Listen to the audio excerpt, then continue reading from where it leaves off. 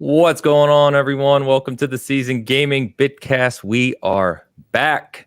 Episode 254. I am your host, Ainsley Bowden, and we're mostly back. We're missing one today, which we'll talk about. But I am happy to be back talking video games with these two gentlemen you see before you.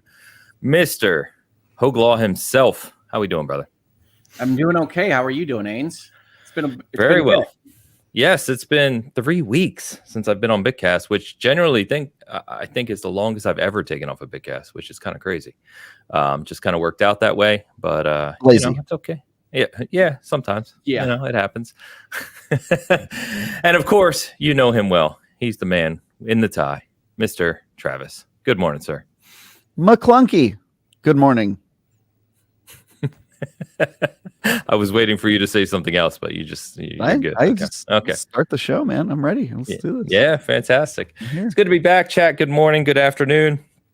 As you may notice, Dan is not here this week. Agent 48 is on a mission, top secret mission we can't talk about, even though we just did, so keep that to yourself. He will hopefully be back next week. Keep him in your thoughts, prayers, whatever you like to do. Hopefully he makes it back alive. We shall see. Yeah. He's definitely hanging out with some people that he may assassinate. We don't know. Very true. Very true. So we've got a lot to talk about today because we haven't talked in a while. So we've kind of had to pick and choose topics here, but obviously we're going to talk about what we're currently playing, including Final Fantasy XVI is finally here. I know we've got some thoughts on that. We had the huge court case this week, FTC versus Microsoft, and how that's affecting the acquisition of Activision-Blizzard. So we'll be talking on that, of course. But we also want to talk about Starfield because I haven't talked to these guys since the Xbox Showcase and Starfield Direct, and I really want to talk about what was shown. And Hoeg, I know, shared a lot of thoughts previously on Starfield when it was shown last year. So I want to see kind of where we are now after the Direct. And then, of course, we had Nintendo's Direct this week as well with a bunch of different games shown. So quite a few things to talk about. We'll be jumping around. But before we get to that, I did get a comment just yesterday from our good friend Don, who loves to leave comments for us to read off, Don Lionheart, for the chat. So he was talking about Yakuza because, as usual, with the numbering and the naming and all the crazy stuff that goes on with that series, he said, please read this off. He said, "Hi, friends." He goes, "I've done this before, but let's see if it sticks this time." I don't know if that's a shot at us or not, Don, but we'll move on. He said, "Yakuza Like a Dragon is Yakuza 7 in Japan. It's Like a Dragon 7 is what it's called. Like a Dragon Gaiden, the man who erased his name, is a side story, and it's supposedly set between 7 and the upcoming 8, Like a Dragon Infinite Wealth. Like a Dragon Infinite Wealth is Yakuza 8 / Like a Dragon 8 in Japan. They are mainline games, which are the numbered ones in Japan, and will be turn-based JRPGs for now at least. It is unknown if Gaiden will become a regular name or side series at this time, but it does star Kiryu, while 8 stars Kiryu and Ichiban. I hope that clears things up again." Yep. Not at all, but as much as these things can be. Yeah, I didn't really need clearing up, but I will say the people who are in the Yakuza franchise, if you're buying the Yakuza games, you're already well beyond the point of a confusing title deterring you. You know what I mean? Like people who play the Yakuza games, they're in deep. They're in deep enough to where they'll figure out the whole title thing. I don't think that you need a numbered title in this series because it's such a specific niche in the US market. That's my feeling on it. It's almost like when we were talking about the Dio Field Chronicles and those sorts of games that Square Enix is selling, and we were like, yeah, the naming conventions kind of draw that audience because if you know type of thing. I think it's kind of the same with Yakuza. Triangle strategy and yeah, it's like they're all weirdly named, and people who see them go, "Oh yeah, super hardcore JRPG," and that's exactly what they're in for. So I feel like maybe I don't know if it's strategic, but I feel like it probably doesn't matter for that specific series. So, no, I think you're probably right. I'm in it and I know what's up. Like as soon as I saw Ichiban on camera called Infinite Wealth, I was like, great, sequel to Like a Dragon. That's what I want. Yeah. And that's what we're getting. How good was that trailer, by the way? It was awesome. It's great.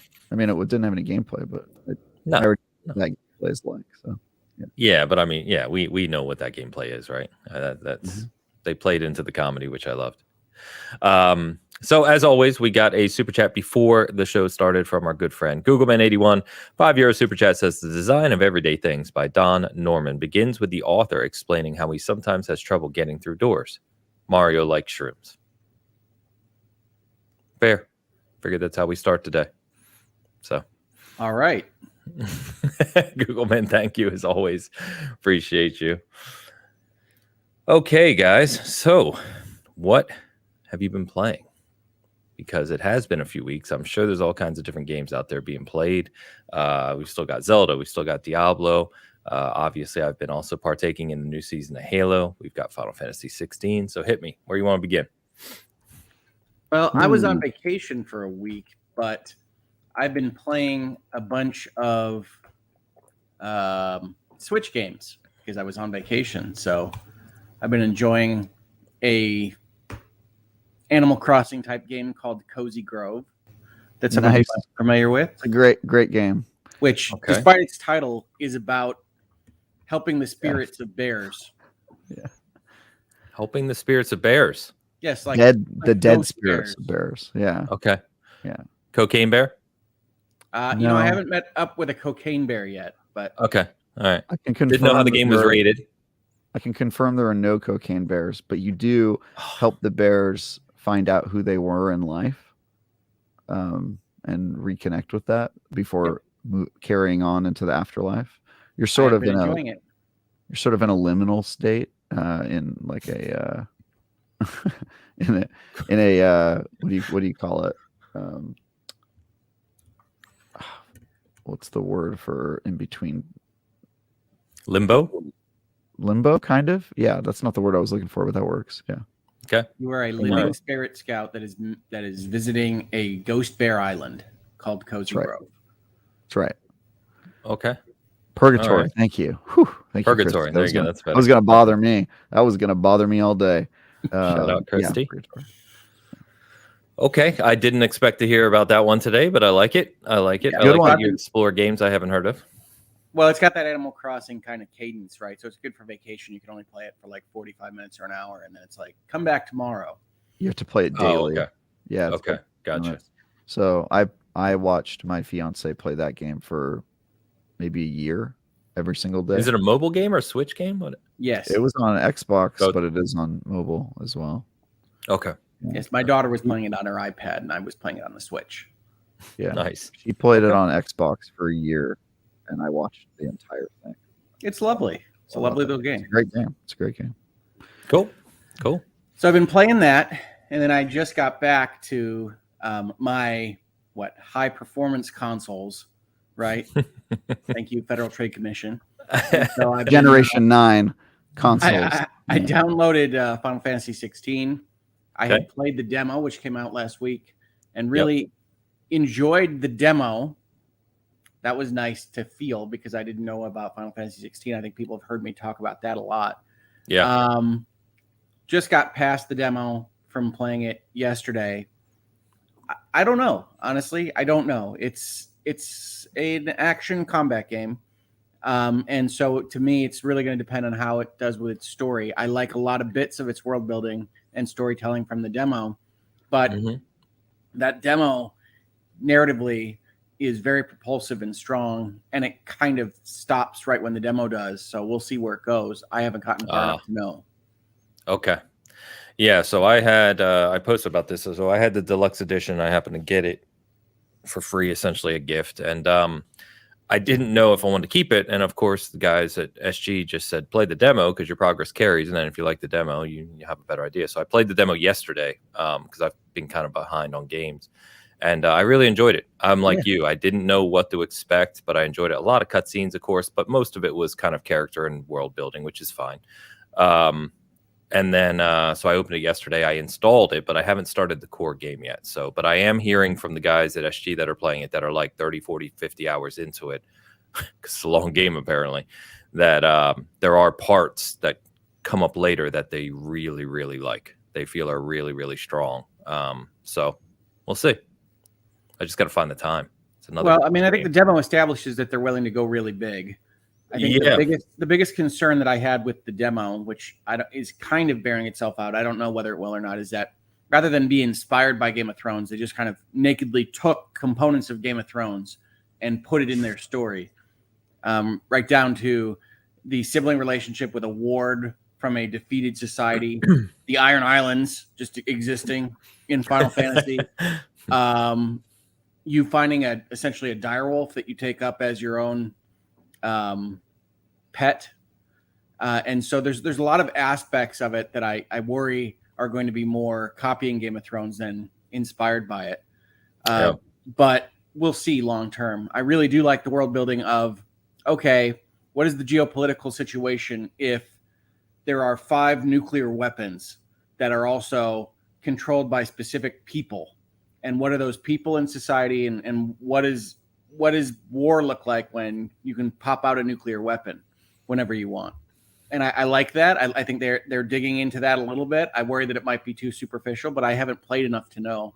The game itself is swinging a sword. So, I mean, that's disappointing for people that like a more in-depth tactical kind of concept to what you're going to be doing in terms of battles. But, I mean, they told us that was that. I do think everything that we've seen from the directs and the videos for the last year that were so defensive about, oh no, we're a real RPG, and look, you can talk to people in towns, and we've got party member sprites in the menu. I do think all of that defensiveness has been borne out as, realistically, it's not an RPG, like, at all. It's an action adventure story of a game of a God of War variety, and I don't know that it will have the kind of perspective complexity or storytelling complexity that I like from Final Fantasy, but they didn't have that in 15 either. They have not had a great run of doing that, honestly. I think well said. Yeah. It is definitely weird. As you said, we knew this was coming, right? They told it, they were been very clear about it, but it is weird going into combat that initiates like Final Fantasy and then just becomes a button masher essentially. It's kind of strange. So I'll see where it takes me. I'll see how long I stay with it, but I'm pretty much in line with you. Good comments. Travis, you playing it at all? No interest? I can't remember. I like it. Yeah, I like Final Fantasy. I just don't I don't mind it necessarily trying some new stuff, which this game does. I will say I'm impressed how well they've made chocobos not look silly when they're ridden by. I think that's kind of cool. You know, they're giving them like a more serious version and armor and stuff, which I think is kind of funny. They look like armored ostriches. Yeah. Yeah. So far, so good though. You know, I'm still a kid in the game, so I've obviously not very far. But yeah, it's. Oh, you haven't gotten past the demo yet. I haven't gotten past the demo in the game. Yeah, I've been working on reviews and other stuff. Sure. But yeah, it's so far so good. Excited to see more giant zombies and stuff. You know, I think the demo is super strong. My limited concern, because I've only played about 2 more hours after that so far, is that it does stop pretty hard where the demo stops, and then you're kind of like, okay, here's another arena where I beat up on somebody. It's like, okay, but we got to keep going. And I think that if there's any concern, it's that. I don't mind the world map. I don't mind it being essentially a Final Fantasy Tactics kind of approach to a world, but I do get concerned about, wow, there's a really harsh stop there. And I do always worry if you didn't put all your great stuff or stuff that you felt really strongly about in that kind of sales pitch version of the game, and now we're going to have a lot of downtime. We'll see. Yeah. I do think that reviews and commentary have borne out some of what I was concerned about with the reduction in RPG aspects and the lack of party members and things like that. But I think more interestingly is that you go for this kind of 4-quadrant appeal, and you've got an action game, and you want to be on the front lines of what gaming is right now and be in the God of War type category. I do think you are getting certain responses from people online and from reviewers that don't know what they're looking at, right? Like, it feels like a Devil May Cry. It looks like a God of War, whatever you want to call it. And then it's got 16 hours of cutscenes between battles. And I think people are reacting to that when it's like, well, it's either a Final Fantasy or it's not in terms of storytelling, and it seems to want to try to be that. I don't know whether it will turn out or not, but it's got a lot of lore and background and world building that it's trying to do. And so it does have enormous cutscenes that I think are very well directed. I like how they look. I like the look of the game. I like the lighting in particular from the demo areas, which is very kind of dark. They do a good kind of nighttime looking approach to their video game. But I think it is turning certain people off, which are like, I don't want to hear Dante expound upon the natures of geopolitics for 16 hours. There's a skip button for those people. I don't know at that point why you're playing a Final Fantasy game, but yeah, I mean, it's there for people who don't want it. Yeah. One of the things that annoyed me in the demo in that vein was like, it'd be like 20 minutes of cutscene and then you walk 10 feet and then cutscene again. I'm like, why did you even make me walk 10 feet? That was a waste of time. And it did that several times over the course of the demo. So I am a little concerned, you saying, because obviously the demo ends on something pretty stark and drastic, which you were fired up at the end of that demo. That title drop is good. Yeah, it went further than I definitely thought it would, which surprised me, and was darker than I thought it would be, which I love. But hearing that the next couple hours in the main game kind of draw that to a halt and kind of start, I guess, fresh in terms of setting. We'll see. There's a slowness to the momentum that I didn't like, but that first of all, that's subjective. Second of all, it doesn't mean that it's forever. I have only played a small amount of time after the demo ends. I would expect it to slow down after where the demo ends and then kind of. Yeah, I mean, it kind of has to, right? But you can't have that. I guess it just depends what that arc is. Agreed. Midnight Jury, thank you for gifting a membership, and a shout out to Rick Davis for becoming a new channel member as well. Thank you, man. Appreciate you. Okay. So, guys, I have been still addicted to Diablo, still playing that every day. So starting to run some late nightmare sigils and stuff with friends, and been having a lot of fun with that. And then, my stuff is pretty regular, right? Halo Season 4 came out this week. So new mode, career progression, battle pass, all that jazz. So been playing a lot of that, really enjoying it. New playlists and stuff, which are really fun, kind of freshen up the game. So that's been fun. But the game I most wanted to talk about is the finals. So I did a preview video of this. This is a game from Embark Studio, which was founded by the guy who founded DICE and created Battlefield nearly 20 years ago. The finals is this shooter in the future, which takes place like a game show, essentially. Very, very hectic, has big destruction in its environment, similar to, as you would expect, Battlefield, the old school Battlefields, but very kind of hyper-paced and chaotic. And when this trailer came out, I think at the Game Awards, maybe, it was either Game Awards or Summer Game Fest last year, it kind of blew a lot of shooter fans away, saying, oh, God, what is this? It looks amazing. And so I was very happy to be able to get into the closed test of that. And I will reiterate that it is amazing. It is fantastic. I think it's, needs some polish. It needs some tightening up in areas. Controller support is not native right now. So you're playing basically with a plugged in controller that functions like a mouse and keyboard.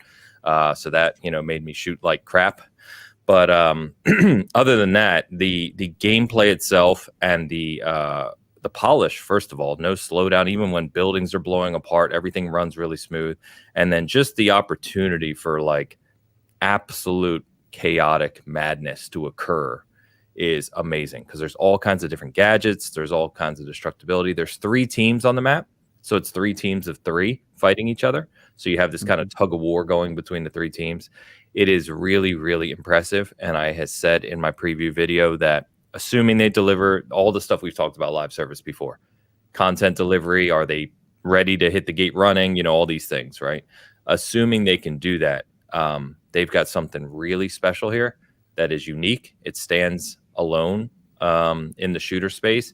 And I think this game is going to be very, very big for some, especially in the streaming space, because like I said, the opportunity for just like wow moments to happen in every match is very, very high. It's really cool. It's one of the most exciting shooters I've played in years.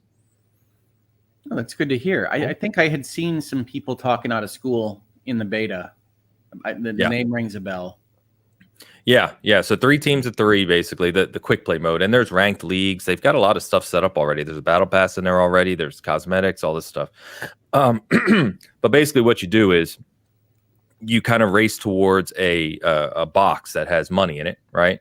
And then you have to take that box to a place, insert it, and then defend it for a certain period of time. So it's almost like a king of the hill at that point. But like I said, what makes it interesting is 3 teams of 3. So you can each take it from each other. So you're constantly fighting back and forth for this money.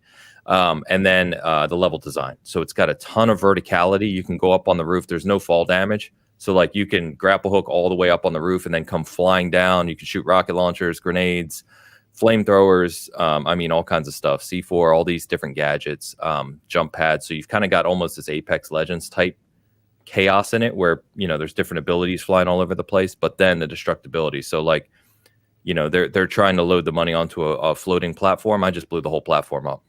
The whole thing just comes flying apart and people scatter all over the place. And it's really, really cool. It's a ton of fun. If you like that old school Battlefield feel where it's like, oh, that guy's camping behind a wall. Well, don't go in there, just blow the whole building up. That's pretty much how this game is. And it's a ton of fun. Nice. Lots of cool emergent shooters these days. Yeah, I see Carl in the chat mentioning X Defiant. So I played that too. That is definitely aimed at Call of Duty.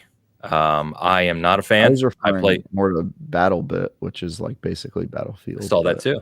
Yeah, I haven't played it. Yeah, I bought that one. That one was fun. Okay. But yeah, X Defiant is some people are really, really liking it. I did not like it at all. I installed it after about 3-4 matches. I was like, yeah, this is bland for me. But, to each their own. I know some people are really liking it too. BattleBit, you want to talk about that real quick? So if people don't know what that is, because it kind of took off on Steam this week. It did, yeah. Got a lot of attention. It is a intentionally low-res shooter that I think it's 64 people in multiplayer. It's one of those like extremely large. Yeah, I was going to say, I think it's even bigger, but yeah. So is it 64 v 64? I thought. I think it might be. I'll check. But yeah, it was it's basically a callback to Battlefield, but let's not care about graphics. Let's care about how it feels and plays, which is just fun. It's made by 3 people. Yeah, it's made by a very small team, and it's very smooth. It's cool. I played it for a little bit. So yeah, it's 254 players per server. Yeah, I feel like it's becoming more common now that people are able to kind of compete without enormous budgets in the shooter space, because the shooter used to be prohibitively expensive, and now you see people making like what was the one with portals that was Splitgate for a while? Splitgate, which I know kind of crashed and burned recently, but that was also a smaller studio, so it's kind of bit cool off more than they could chew. Yeah. It's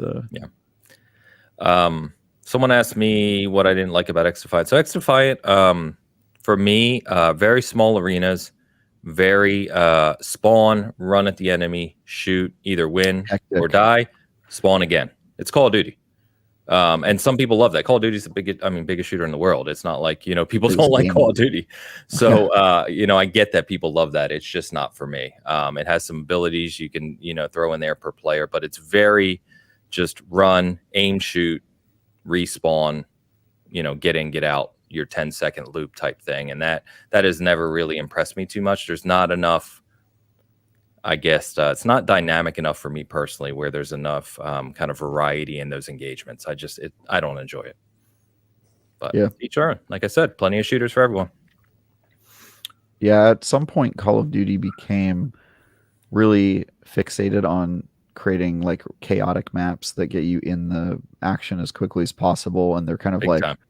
Almost intentionally poorly designed maps where the goal is to just like create these big heat zones that everybody kind of rushes choke points you have to go through, kills each other quickly. It's very off-putting if you're used to like arena shooters where it has almost the opposite philosophy, but a lot of people really like that because I think it does really well for casual play and also high skill play, and so it fills the people who just want to like mindlessly shoot, and then the people that are good enough to where they can run into those hot zones and still survive. So it kind of it appeals to two really big groups of people, and then Agree. yeah, everybody I else think well said. probably is I not think going the skill gap in those games is twitch shooting, right? Your ability to react very quickly rather than strategic planning. To the same level anyway. So it's just different. It's fine. Yeah. But not my bag either. Say it again. Not my bag either. The Call of Duty and that's fine. Well, the seasoning reduces the twitch timing. I mean, I used to be better at those games. True. So I know that I don't know if any of you guys play it. I am not playing it, but I've heard very good things about the Mortal Kombat 1 stress test, which is going on this weekend. And I know a lot of people are loving Street Fighter 6 still too. I just haven't had time to get into as many games as I want to, but it sounds like, as we've talked about, it's going to be a very, very good year for the top fighters of the world as well. So we have Elu, who's in the chat, our editor, is playing Mortal Kombat Big Fighter. He's already got an article ready to go for tomorrow. So sounding really good. Yeah, I'm waiting on Mortal Kombat, but I did play Street Fighter 6 a little bit. Mortal Kombat is like, I don't want to be involved in the coverage for that, because playing through those stories is like, be careful, choose your words wisely. That's Travis time. I was gonna say, I think he's saying he likes that and he doesn't want to be reviewing it. Exactly. I don't want to be involved with that. I want to be able to play it at my pace and just enjoy it, and not have to worry about coverage or writing a review or making a guide or anything. And so I'm just gonna hold off until that one's out, and I've already seen enough to know like I want to play it, and so I'm just gonna wait. That is a good call. You and I have talked about that, right? Because I love Mortal Kombat. Grew up with it. It's my favorite fighter. I did review Mortal Kombat 11, but your point is very valid. Like I do like what they've done with the story modes in those games, and I do like the crypt and unlocking all those things, right? When they did that in MK11 and some of the other games, and having to rush through that and cover it kind of detracts from the experience for sure. Yeah. So I don't want to do that. So I've been sticking away from Mortal Kombat, but the fighting game landscape. I mean, Mitchell Saltzman at IGN. He's just having the time of his life. Yeah, he covers all the fighting games for us, and he's like, I think he competes in like tournaments, so he's good. Yes, I've been watching him complain about there not being a training mode in the beta.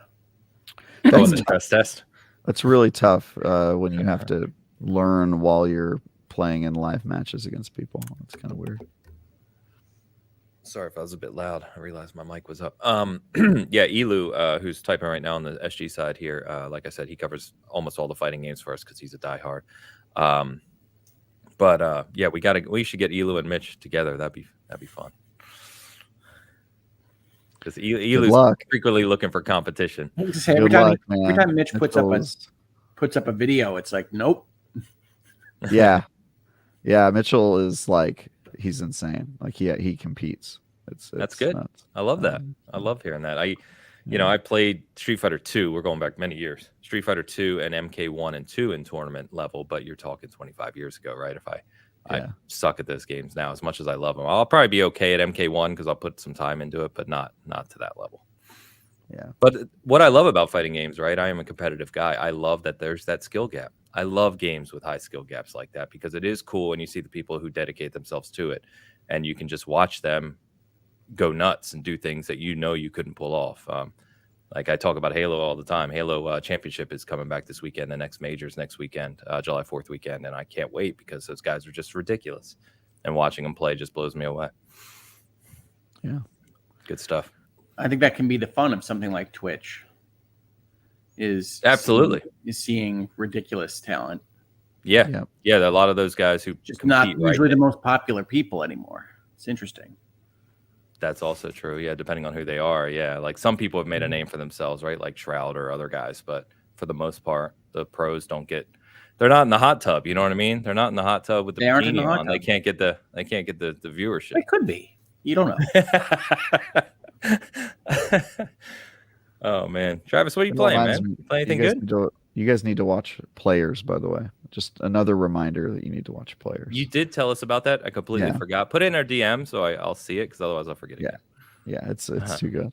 I'm playing lots of stuff. I would like to start out the day with a recommendation for Hoeg, actually.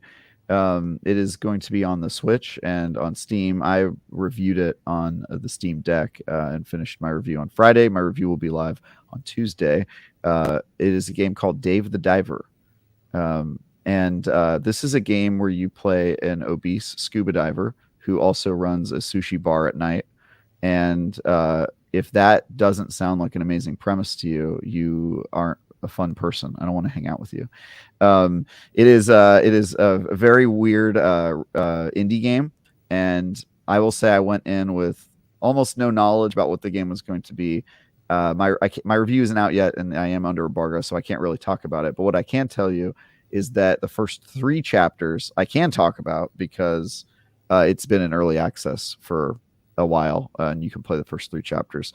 And the first 3 chapters give a very strong first impression and are a lot of fun to sink your teeth into. And I believe it comes out next week at some point, fully, all of the 7 chapters in the game. So I won't say more than that. It's sort of one of those games you just have to experience for yourself. Ains probably not a game for you, but Hoeg definitely one that you're going to want to play. So it's. I will check that out. Absolutely.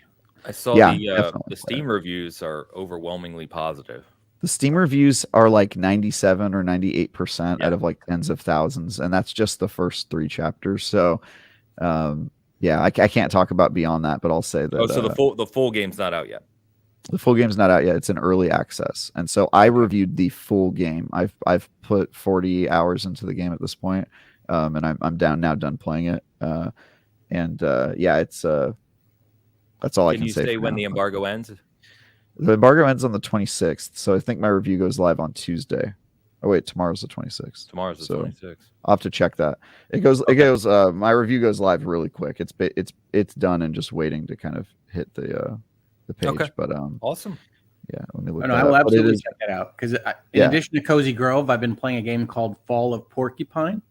Great game. Which is a 2D indie game in the what is it called? Like Night in the Woods or Night. I can't remember what that one was called. Style. So you're a pigeon that is also a resident of medicine at the local hospital. I mean, naturally.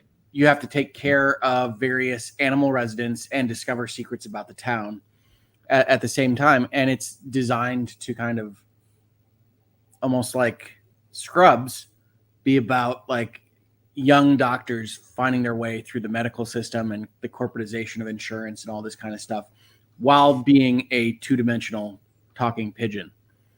Yep. You guys, you're just out there exploring games. Yeah. I mean, when you're at the lake house, right? You got the Switch, and there's a Nintendo Direct, which we're going to talk about, and you just go through, and Nintendo has all sorts of weird indie games that you can just play. And so I'm enjoying Fall of Porcupine. I got Cozy Grove. Something else I got that is like a adventure game in the old kind of Hero Quest type of setting, but it's but those games are fun. So I will absolutely try something called Dave the Diver about a sushi store. 100%. Tao in the chat says Bat Boy has him hooked. I haven't heard of that one. I have not tried Bat Boy. I don't know, but I think I have seen that one. Okay. I typed in Bat Boy and I immediately got Bat Boy the musical, which I don't think he's recommending. But now I want to see Bat Boy. You never know. Maybe he's the old world news like incidentally. Let's see Bat Boy the musical. Okay, yeah, this looks like a Shovel Knight type game. Interesting. Okay. Something to look at. So that one I want to recommend. Other games I played in the time since we last met, I think I reviewed a couple games. You reviewed something bad because you told us you were back. Yes. Oh yeah, that's right. I reviewed a game called the Grayhill Incident, or actually just Grayhill Incident. It is one of those games. I guess the best way to describe this for people who don't have context, there used to be a time where your lighting in your game was very much indicative of how much of a budget you had. And so when people saw trailers, they could see what the game looked like, and especially the lighting, I would say, was sort of a guide for like how AAA your game was. And therefore you could kind of go in with certain expectations of what the game is. I remember thinking that about water. Yeah, water is also another good indicator. And sort of one of the problems or issues that has arisen with engines getting better is that is no longer true at all. Right. And so you can see a trailer for a game that has incredibly good lighting and assets and start to get hyped for it. And then when the game comes out, you find out that it's, basically just using standard assets from Unreal 5 and isn't much of a game at all. And I reviewed a game called Grayhill Incident that the reason we reviewed it is because its trailer got 500,000 views on when IGN posted the trailer. And so there was a lot of hype around it and comments about this game potentially being exciting. And I reviewed it. They were like, Travis, this is getting a lot of hits and looks questionable. Where's Travis at? Correct. That was basically the pitch to me. It was, hey, Travis, this game has a lot of interest, and we did not get early copies, so there were already people who played it, and their reactions was sort of like, this might be false advertising. I can indeed confirm that trailer was made up of 1 second clips. I don't think any clip in the entire trailer lasts more than 2 seconds. It just sort of like they really chopped it up. They really chopped it up and put music into it. And so it looks like what could be feasibly a high budget alien invasion game. It is not that. It is an extremely ill-conceived, poorly playing, buggy nightmare of a game that I gave a 3 out of 10, which is awful for those who don't know IGN's ranking scale. And yeah, you should not play that game. It is very bad. I spent way too many hours playing it to save you, so don't do it. But yeah, it was interesting going from Diablo to that. And yeah, somebody's pointing out the Choo Choo Charles thing. I will say Choo Choo Charles got a lot of pushback. I think people were really attached to that project, and the guy who was working on it and all that did not get so much pushback on Grayhill Incident. We're actually none at all, if I'm being honest, and I gave it a worse score. So yeah, this was one of the very few games I reviewed and got pretty much no pushback on when I reviewed it poorly. I think the other one was Crossfire X. Actually, Nerf Legends also. So usually when I give a really low score, I don't get pushback unless you're Postal 4, which is the worst of all of them. So did you see Running with Scissors, the developers of Postal 4? Did you see them nitpicking Starfield? I'm like, you guys have some balls, man. I did not see that doing that, but based on the interactions I had with Starfield after my review went live, I would not be surprised at all by them acting poorly on. You mean Postal 4? You said when Starfield review went live, I was like, yeah. When my Postal 4 review went live, the Running with Scissors developers were interacting with me on social media in what I would describe as a fairly toxic manner. In now deleted tweets, thankfully they did delete them later on. But and like people were calling them out. Whoever runs that account, we're calling them out. Like, really, you guys are picking on Starfield was for like hilarious nitpicks, and they were arguing with them, and I'm like, you guys have lost the plot. I think. Okay, got it. Now, speaking of Starfield, we had the Xbox showcase that you were at, Ains. I was, and we were already off the show by then, right before the Starfield Direct. Yeah. What did you like? What showed best in the room at that show? Good segue, Hoeg. So the nice thing was, so you said good segue. It was. Yeah, I know. I just put it out there. It's an long old joke from like 5 years ago on Bitcast before you guys were on. Yeah, it was a lot of fun. So we were in the YouTube Theater, which is a smaller theater than the Microsoft Theater in LA, but it has really, really good sound. And me and a bunch of the community, including Hoeg from Iron Lords and a bunch of other people, were sitting together when we watched the show. And it was a great experience. Really great, energetic vibe in there. People excited, hyped. And as you know, I think you guys discussed last week, which I did listen to, by the way. I think we generally all agreed that it was a really good show overall. For Xbox. But I think what jumped out for me, a couple things. One, they kick off with Fable. I thought that was really cool. Obviously, we have to see more of the gameplay and everything that goes along with it. But I like the vibe that they're putting off with Fable. And I think that's important to capture with Fable. So I really like that. The biggest one for me, and I think Cog too, because when we saw the logo come up, we talked at dinner the night before, and we both agreed we want to see In Exile's game, the one they've been working on that Brian Fargo's been teasing. And when the logo came up, we literally did the Predator high five together, we got so excited.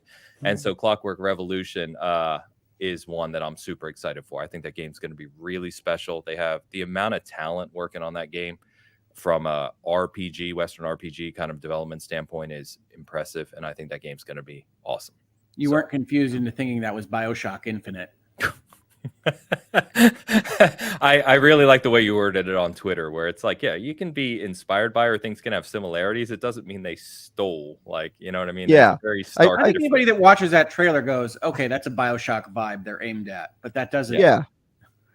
Yeah, no, to me, the vibe is extremely obvious in terms of the art style and what they're going for in terms of it being kind of like a almost kind of political look at a society type of thing. Was great, but I would say the premise and what they're going for was very different from anything that we've seen in the BioShock series, and I'm very optimistic about that game. Also, guys, anytime somebody does something that's kind of like BioShock and you knock on it for that, you're just going to get fewer of those games. And is that really the goal? Do we want to deter people from making awesome story-based single-player games that evaluate? Yeah. Oh no, your game's going to be like BioShock. Please, God forbid. Please stop that. Yeah. It's just funny, right? Because we're not that far removed from what was it called, Atomic Heart? That is clearly a BioShock game. I mean, that is tried to be as BioShock as you that can one. Yeah. And I think it was okay. Okay. Yeah. Okay. I didn't get through it, so I guess I can't speak. But the first couple hours did not impress me.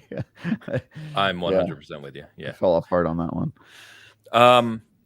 But I think there were a lot of good things. I'll tell you one of the games I didn't expect to see. I don't know about you guys, that I really impressed me with Capcom's game, and I'm gonna Path of the Goddess, is it called? Very, very colorful trailer. They played the kind of drums through the whole thing, and then it switched to gameplay about halfway through the trailer, and it looked just stunning, absolutely stunning. I don't know if I'm going to like the game. I don't know if I'm going to like the dynamics of the game, but in terms of just being impressed from a trailer, that one really hit it hard for me. So yeah, didn't do much for me. Okay. Yeah, just sort of was like, all right, I don't know what this is, but we'll see when it comes out. So what nice. What ones? I know you guys touched on a little bit, but we haven't had a time to talk through, and we don't want to spend forever on it. But what really jumped out to you outside of Starfield, which we'll get to? Anything really jump out to you from the presentation? I lost my mind at Star Wars Outlaws when it was first revealed, because that was looks really good.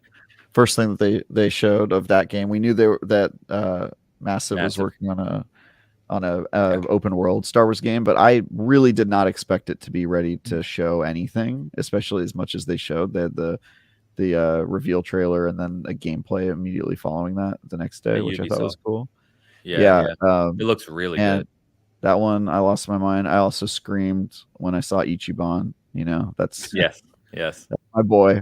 Anytime he shows up, I'll be stoked. I really did love that trailer. All the Persona news or Persona developer sequels. Metaphor. Really, I mean, I know that Xbox has been partnering with them, but they really, really doubled down in a huge way.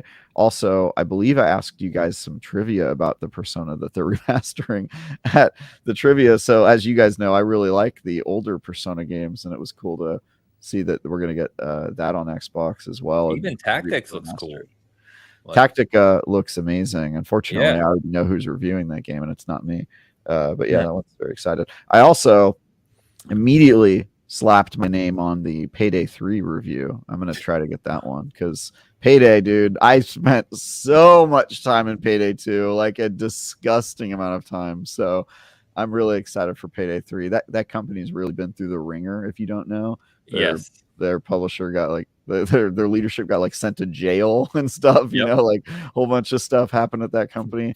Yeah, not controversy, actual crimes. Yeah, they committed crimes at that company, and that that's not a knock on the developer. It was nothing that they did. It was their executives who a lot of them are criminals. That's just how being an executive works. And the fact that Payday 3 is happening at all is kind of a miracle, because I after that company, like Starbreeze, they like lost a bunch of their publishing deals. They were supposed to publish Psychonauts 2, and then that's right. Yeah, they were getting Wow. into the publishing game, and then all of a Right. sudden all of their executives started going to jail, and they were like, we might not be a company anymore. And the fact that Payday 3 is happening is crazy. So I was very excited to see the gameplay of that and a release date this year. It's coming out soon. That was another thing. Like, lots of games are coming out soon. Like, I think Outlaws is also coming out like soon. There's just kind of some surprises that we saw that are like, yeah, they're coming out this September, this October. Well, Outlaws is scheduled for 2024. I think that's always kind of an amorphous timescape. Yeah. So maybe I'm not thinking of that one. Yeah, that was we got the Avatar release date and then Payday release date, and it was just there were some surprises. I'm amazed things didn't leak. I mean, Xbox is like known for not being able to keep secrets, and a lot of those didn't get leaked. Yeah, so I talked to some of the guys because I hung out with Jez and I hung out with Clogrio and a bunch of big guys in the Xbox community while I was there, and we were talking about that. And basically, what I was told is that they stopped giving any rundowns to influencers. So like they've literally shut it down to only internal Xbox people now. Nice. And I was like, well, yeah, why weren't you doing that to begin with? Duh. So, and I even spoke to my PR rep while there, super nice guy. And we were joking just before the show, like right as I was getting my media badge to go in, we were joking about it. And he's like, oh, you guys think there's only going to be 2 things there? Because everyone was talking about Fable and Avowed, which, by the way, Avowed's another one I'm excited about. Avowed looks great. But he's like, yeah, you guys are gonna have fun. And I was like, okay, cool. And yeah, he was right. So. I'd say Avowed looked weird to me. I was not as impressed. I guess I had been told it was in the Pillars of Eternity universe. I wasn't expecting it to be as piratey as it was. In terms of the announcements on the pirate scale, my favorite pirate announcement on the Xbox was the Monkey Island. Yes. Oh my God. I knew what it was as soon as that trailer started, and I was already losing my mind. They started playing the island music. Yeah, it's pretty cool. Okay. Yeah. So I was not as impressed by Avowed. I tell you what I actually really liked from a couple of the shows is that I was surprised by what Don't Nod is working on. Like, Don't Nod, not my favorite developer ever, but they're working on a game in Banishers that I think looks cool. And then I think the Xbox show had something called, I'm going to get it wrong, but it's like Jusant. It's the mountain climbing game. Oh yeah. That one was cool. It's like the sci-fi one where you have a little pet, Ains. You got a little pet following you around. It's got the weird kind of like what do you call it? The art style that that other game had. I reviewed it. The Witness. I mean, I don't know. It's colorful and blocky. Yeah. Is it cell shaded? Is it cell shaded? I don't think it's cell shaded, but it's got that color look. Yeah. Huh. But I was really impressed by Don't Nod over the past week in a way that I wasn't expecting. So I think their games look cool. Their games do look cool. Huh. Yeah, the thing that got me stoked for Avowed was that it was weird and it kind of reminded me of Morrowind. That's why I got excited about it, actually. Like, it started with you getting off a boat, which I was like, all right. I think that's where a lot of people were drawing the pirate stuff. But then they're also using I don't even know, like accordions. I'm no expert on pirate music, but it had a pirate vibe. Yeah. And then they immediately transitioned to lots of really weird, colorful areas that don't really jive with a typical fantasy RPG setting, like just otherworldly, which is also kind of a Morrowind thing. So it just kind of reminded me of like older Western RPGs, which I have a positive association with. But yeah, I 100% understand. Like, I also was thinking in the back of my head, a lot of people aren't going to like this, but I do. You know what I mean? Like, I was like, this isn't really like, but that's what that studio does, right? That's Obsidian's whole bag, is they make games that are a little bit more niche, but they're super, super beloved by the people that play them. And yeah, that I Again, think super talented to your point too. Like loads so of talent talented there. at that sort of stuff. Yeah, I think yeah, we talked about this on Cast Co-op, but it felt at least kind of anecdotally as they wanted to, because sorry, let me back up. When Avowed was first shown, all of us kind of said, "Oh, Obsidian Skyrim," right? That's all we've heard for like 2 years, Obsidian Skyrim, Yeah. and it sounds like they wanted to kind of distinguish the game a little bit, maybe not directly from Skyrim, but just kind of put their own mark on it. And they've come out since the Xbox showcase and said that the game is in scope more similar to something like Outer Worlds than it is Skyrim. That was their exact quote, which is fine. Yep. So yeah, by the way, it is Jusant. I kind of went into the Xbox press thing while you guys were talking. So makers of Life is Strange, Vampire, Tell Me Why. Action puzzle game based on climbing. Narrative game told without spoken dialogue. Meditative journey. See you scaling an immeasurably tall tower covered with different biomes to explore, accompanied by the Ballast, a mysterious companion made entirely of water. It's coming fall 2023, so fall this year. Assuming it stays, of course. Yeah. South of Midnight was Compulsion's game. Teaser for that, of course, very unique looking, but I thought it looked really cool. I've never really loved Compulsion's output, so okay. That to Which me one was this? South of Midnight. It's the the guitar on the dock. They're kind of hit or miss. Compulsion, obviously. They were small. I think they were a smaller studio than people realize. Some people, because when they really don't like We Happy Few. Yeah, We Happy Few's not. I remember only kind of liking their Shadow game that was like a PlayStation 4 launch title. Shadow game? Yeah, it was like about shadows. I can't remember. Yeah, I can't remember the name either. But Compulsion was only like before Xbox bought them. They were only, if I remember correctly, someone could. Oh, I know what game you're talking about. You're talking about the one where you're that girl and you. Sorry, I liked that game. They were only like 30 some people, so I've always been curious to see, because they create unique things, and I've been curious to see what they can do with kind of time and funding. So we'll see how South of Midnight, delivers. But yeah, we'll see. Hey, shout out to Hargeet. Good to see you, brother. Hargeet's one of the guys I hung out with in LA. Really nice dude. Hope you're doing well, man. Thank you for becoming a member. And then, of course, for me, as you guys know, Forza Motorsport coming out October 10th. Contrast, says the chat. Oh, Contrast. Thank I remember you. that game. Contrast. Okay, thank you guys. Yeah, that game's good. I like that game. Thank you guys. But yeah, Forza was the other one. I'm super pumped out. I posted on Twitter, but I got a chance to sit down with Chris Sasaki, the director of it, for over an hour, like casually in the lobby of the hotel. Just had a drink and chatted about cars. We reminisced about cars and racing for like 45 minutes. It was amazing. And then he told me a few things about the tech behind Forza Motorsport and what's gone into it over the past few years, and it is impressive, very, very impressive. So I think that game's going to be amazing for racing fans, of course. So I will very much play that game. I'm very excited for it. Yeah, we're gonna set up. We've already got a group in our Discord. We're gonna set up a league and kind of all kinds of maybe events and stuff. So it should be really fun. If you're looking to get into racing and Forza when it comes out, definitely check us out over there at SG. We'll have some people who really want to take it on. So should be good. Starfield. Let's talk about it. Well, first, let me get these couple super chats that have been sitting. So bear with me, because poor Alex, he's reviewing Final Fantasy 16 for us. He's $5 super chat. He says 21 hours into Final Fantasy 16. Finally hit the page turner moment. Don't know what that is.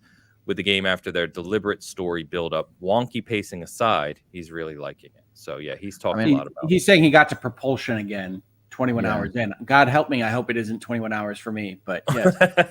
Yeah. Fair enough. That it would not be a Final Fantasy game without bad pacing. So I'm into it. Honestly, God, I'm going to come after Travis at some point.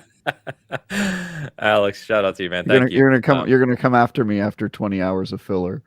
Yes. I'm going to talk a lot about the geopolitical situation between us for about 15 hours. Yeah. And then you're going to criticize me about my opinion. Then I'm going to look at my active lore journal about Travis. Find ways to really poke at you. And then to Texas Seeds 999 super chat. Cheers, boys. Thank you, brother. Good to Cheers, see you. Hope you're doing Seeds. well. Yeah, Seeds is awesome. Good dude. Check out his channel. I've said that before, but yeah, good dude. Thank you guys. We also didn't talk about Remnant 2, which got its release date. I'm very excited. Which comes out next month. Are you reviewing That it? was it. I am reviewing it. That was another one that Yes. got a release date announcement that was kind of very soon. Like it was June. Yeah. Early July mid-June. 25th, I think. Yes, it's So July it got 25th. it got revealed a month before the game basically Yes. comes out, which Yes. is crazy. So and even less time for me because I think I get it on like July 10th or something. So Fantastic. Yeah, Beast Mode, by the way, I was talking about compulsion size, right? With their earlier delivery, they've grown to 80 to 100 people from 10 or 12. So, like I said, they were a really small studio. I liked what they did with what they had. So I believe We Happy Few was their second game. No, I only don't other know. game I only know is Contrast at before it. So yeah. So if that's true. And We Happy Few was like, it wasn't good. So don't let me lead you astray. But I did finish that game. It actually told a very good story, and you don't recognize what that story's about early on. It really takes a direction that you don't expect. And that's why after I finished that, I was just going to say that like that's when I said, okay, these guys have something. They just need time and funding to hopefully flesh it out. We'll see if they deliver. We Happy Few, I think, did a couple things wrong. One was the type of game that it didn't really match with the story that it told. People kind of like when you look at the story they told and the way that game's introduced, and then you think, oh, survival like stealth game where you're sneaking around a city. That's not really, those don't really gel together, but it was a cool experiment. And the other thing was, I think they discovered for everyone, and now I think this is just something that we know as an industry, that early access and single player games don't really mix too well.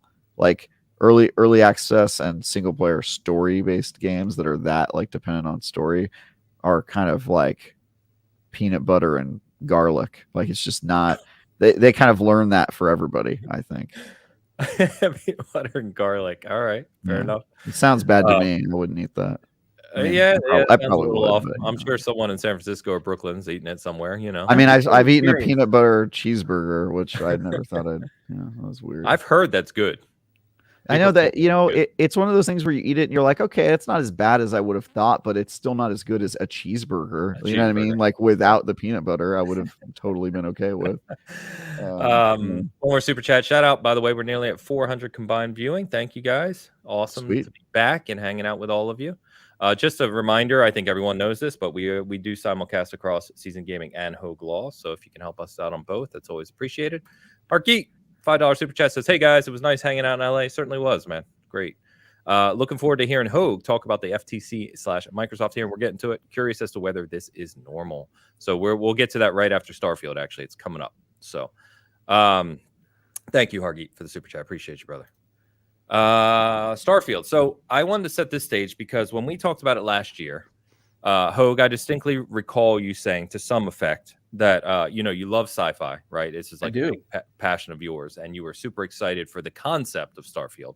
But what was shown last year seemed it obviously needed more polish, which we know, right? But it seemed rather, in your words, well, I don't want to say in your words, but you kind of alluded to it being kind of drab, right? It feel kind of everything was gray. It didn't have that kind of living world sci-fi vibe that you were hoping for. So we got this 45-minute direct.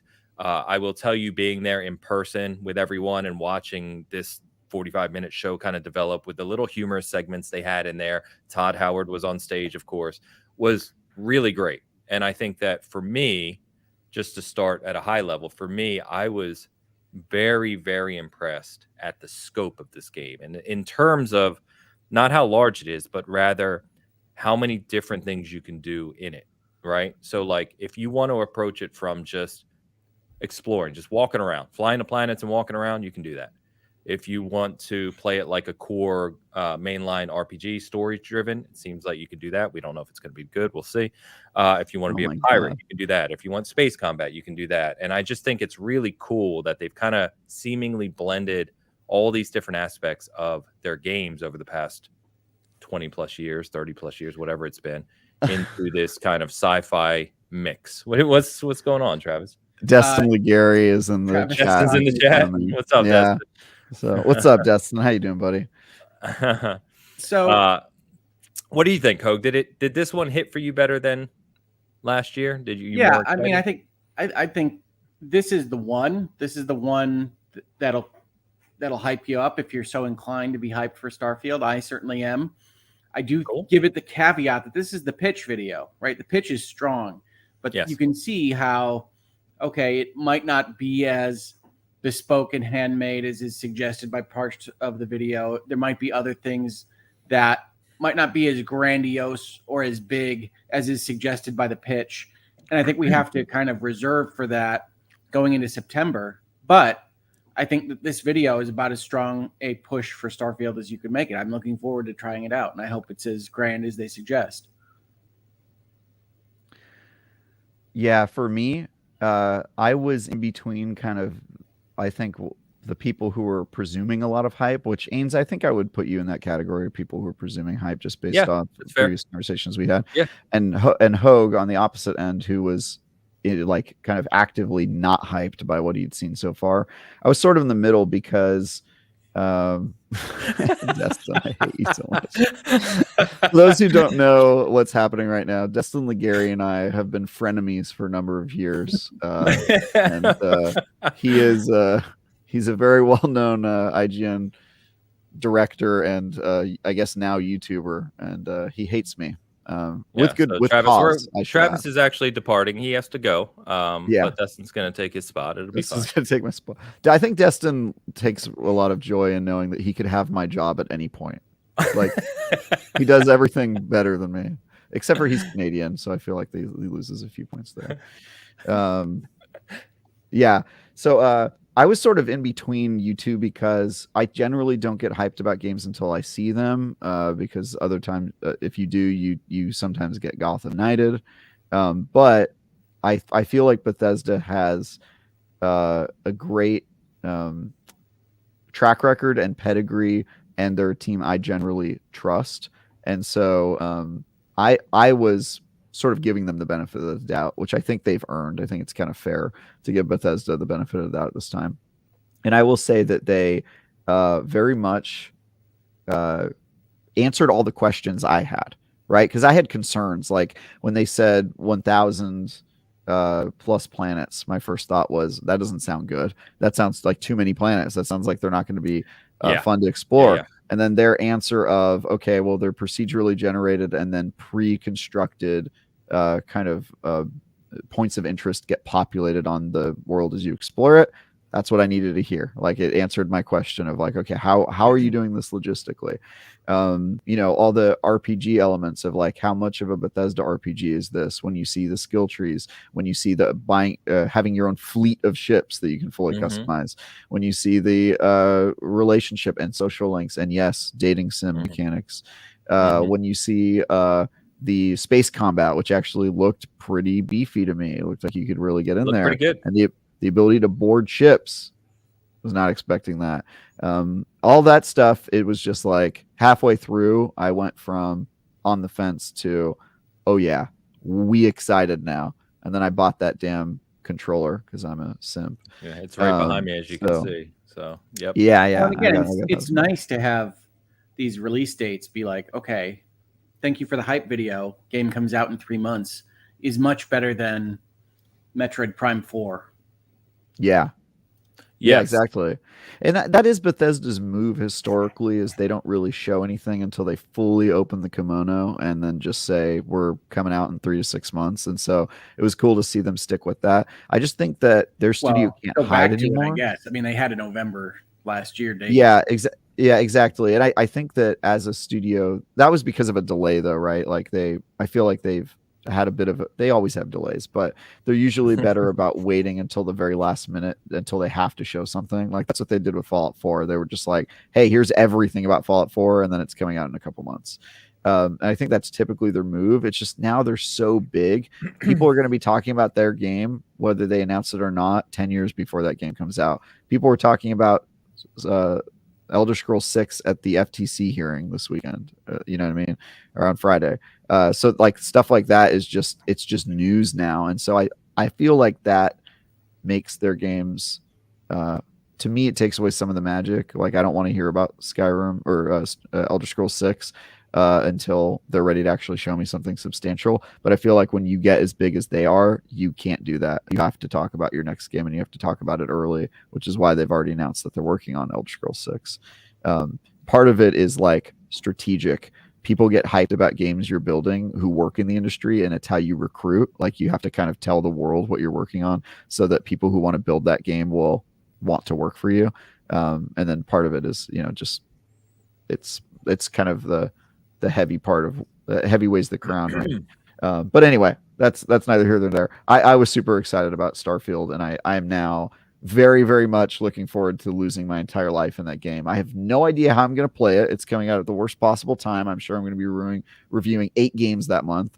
And one of them is not Starfield, because my boss is reviewing Starfield, Dan Stapleton, as he should, by the way. He's the guy you want at that game. He's a sci-fi absolute nerd. He is a space combat absolute nerd. He is a Bethesda RPG absolute nerd. He's the guy. Also, he's the best critic I've ever seen in the industry. So he's just the guy you want on that game. But yeah, I have no idea how I'm going to play it, but it's very, very exciting stuff. Yeah, it's funny, September, because Liza P, which I was really impressed with that demo too, comes out in September. And then they're showing, one thing we didn't mention is the Phantom Liberty expansion for Cyberpunk. As you guys know, I really enjoy Cyberpunk. So Phantom Liberty looks great, and I did a preview of that. But when I was watching it, I was like, please don't say September. Please don't say September. And they're like, September 26th. And I'm like, oh yeah. My God, what are you doing to me? Like, I can't do this. So, and I think I'm reviewing Starfield for us. So it's like, are you actually? Yeah. Oh my God. Yeah. Why are you doing that? And I, as you guys know, I play games slow to begin with like that. Like I'm very much like Elden Ring I reviewed, right? And it was like, I put nearly 100 hours just for the review for that game, because I can't play them fast. You know what I mean? I'm not the person who can just beeline an RPG story. That's just not how I play games. So I have to kind of just not sleep for 2 weeks, while we're going to do this review. So we'll see. But I will say, after the direct, Starfield I was hyped for, but not, to your point, Travis, I was hyped for it, but it wasn't like my most anticipated game. Like, I was like, okay, Diablo was easily my most anticipated game. Now with Diablo out, Starfield, and after the direct, Starfield is far and away my most anticipated game. I think that's going to be a game that, like a lot of their games, are played for generations. And I just see losing myself in that game, no doubt. Yeah, no, I think it was a very strong showing, and I think September, October is starting to look like May, June. This year is crazy. It's ridiculous. This has to be. Maybe we're about to say the same thing. Do you think you could win Game of the Year over Zelda? I think Zelda has it 95% probably in the bag, if you will. But I think that if Starfield actually delivers a polished, all-encompassing experience that we hope it will, I don't know if it will, obviously, that we hope it will, I think it has a chance. But Zelda is just Zelda. I mean... Well, I'm still concerned about Starfield's story. I mean, I know I'm not supposed to be because Bethesda, but like, you see an artifact and it speaks to your mind. It's like, okay, all right, we've been down this road. Yeah. They've got the powerful MacGuffin that gives you powers. But I think the advantage here, Hoeg, is that it's also up against a game with a pretty weak story. Like, Zelda's never really been a story-centered game, and I don't think that's not selling you on story. I mean, Bethesda's selling you on an RPG experience, right? Yeah, I think. I mean, is Tears of the Kingdom an RPG? Do you? Well, we can go down this road if we want to. I'm not going down a 20 minute I had a very long thread about what a JRPG is with various people at IGN, I think. But is Zelda an RPG? I think Zelda is an action adventure. Yeah, I'm kind of with you there. I get muddled. I don't appreciate the definition of RPG or JRPG because I think they're way too amoebas to have any real value. But I think that they both have the same weaknesses and the same strengths, which is that they're playgrounds that you want to play in and experiment with. And I think they both kind of have that inherent advantage. I'm getting an echo, by the way. I don't know where that's coming from. I don't know. I think you're right, and I think you're looking at that objectively. And I'm not even. I mean, I know what Zelda is, right? I played Zelda. Zelda's amazing. I don't know what Starfield is yet, and so I look at what I can see from Starfield and say there's still a world in which that pitch is not lying, is accurate, but the planets feel empty and the bespoke elements feel artificial.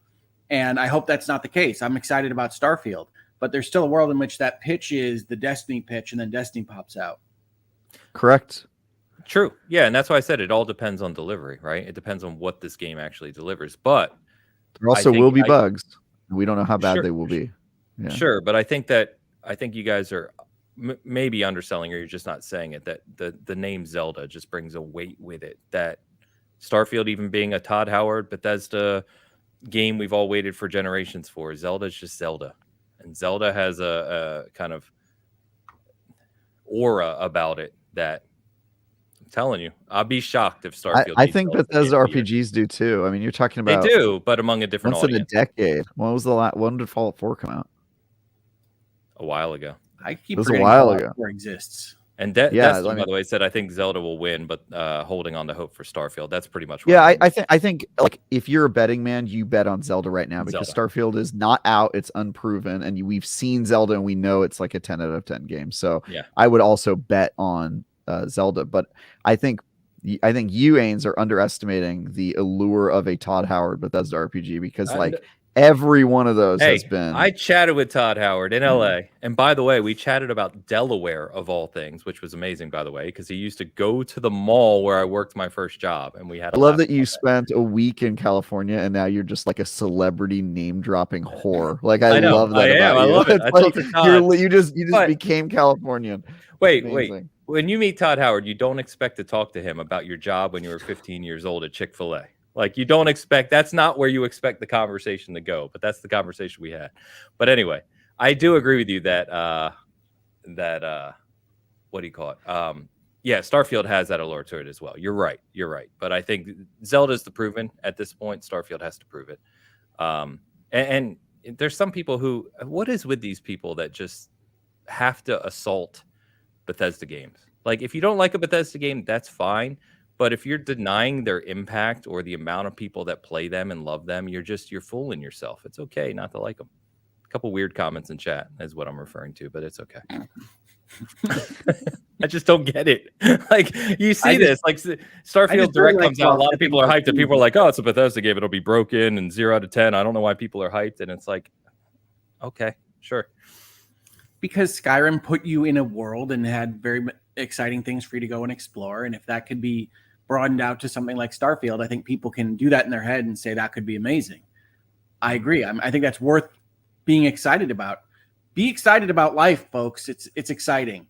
So I have no problem with hype, but I don't think we can guarantee that it's game of the year type stuff until we actually see how it's operating. Agreed. By the way, Destin said, I stood next to Todd Howard and asked Phil Spencer about the production timing of the show because I'm a freaking moron. Yeah.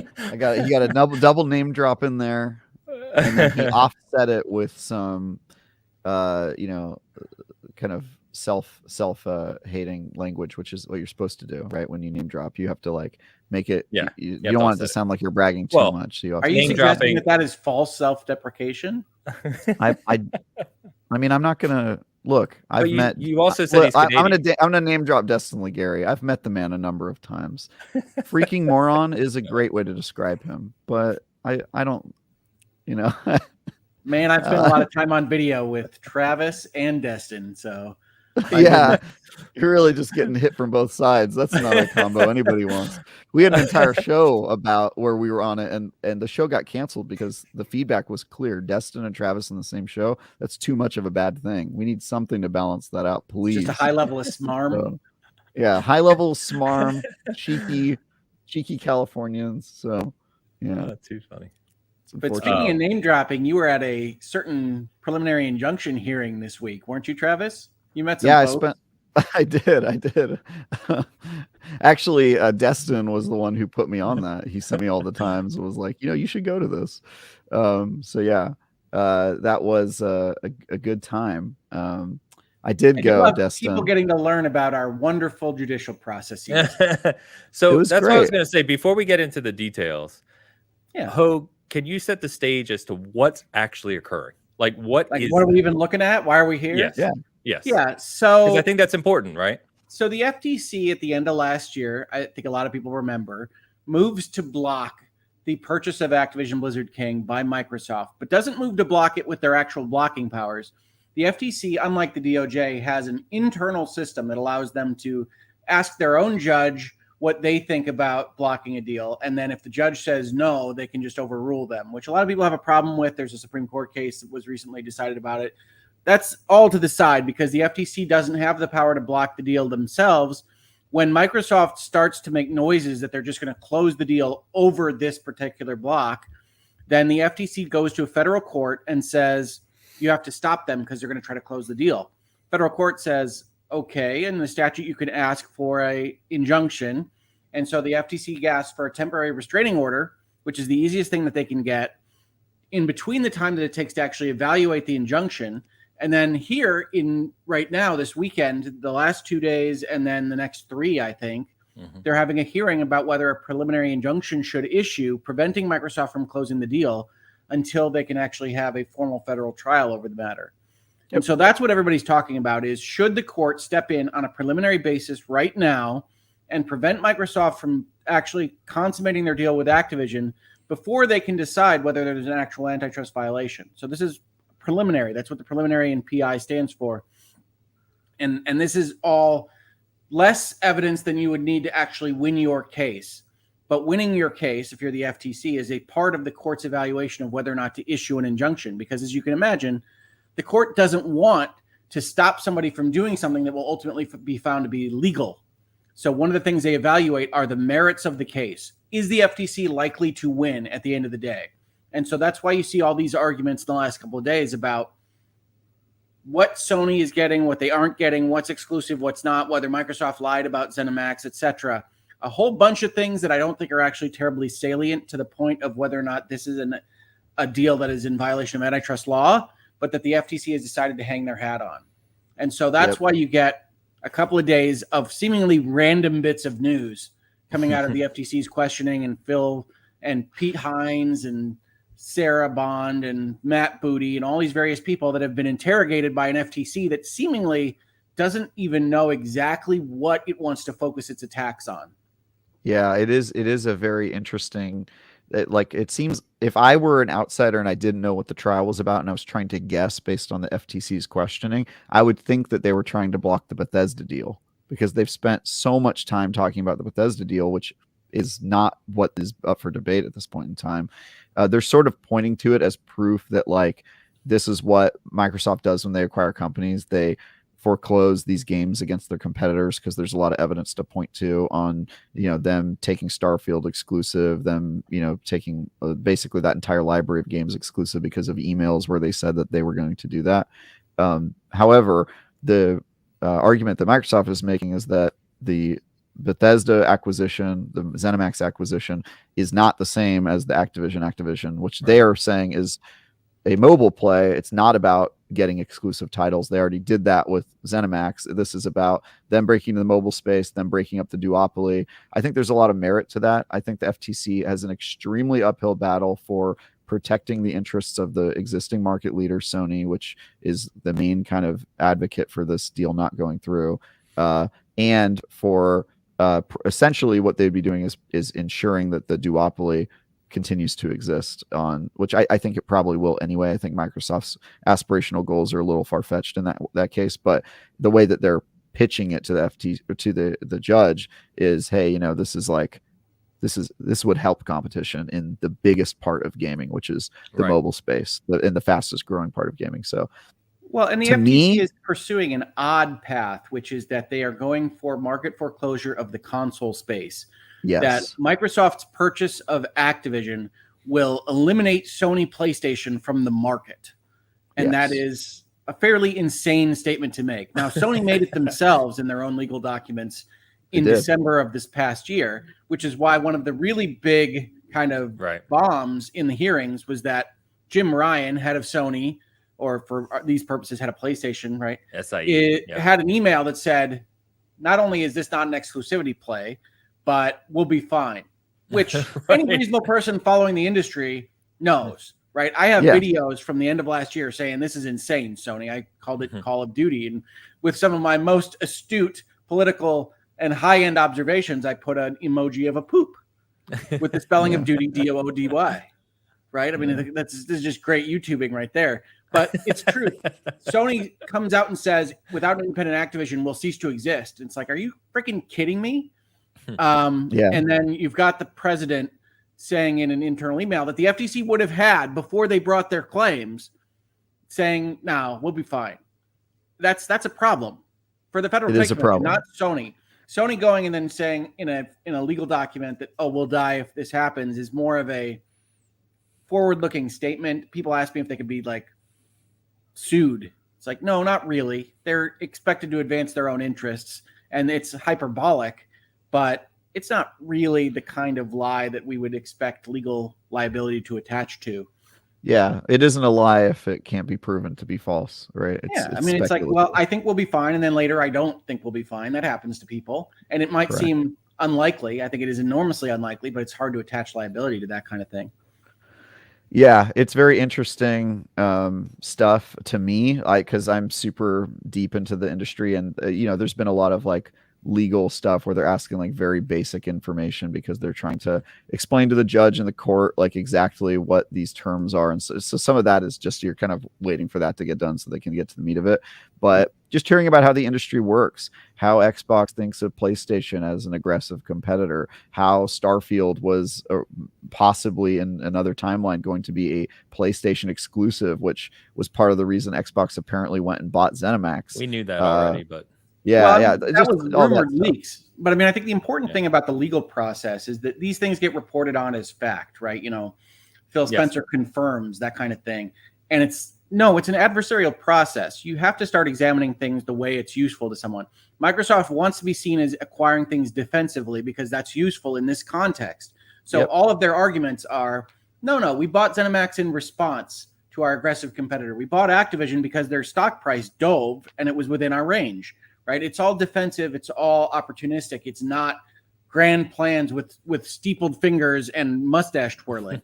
And so I would be hesitant to have headlines that say Phil Spencer confirms. It's Microsoft to search this plausible version of reality that is, happens to be useful to them from a rhetorical standpoint.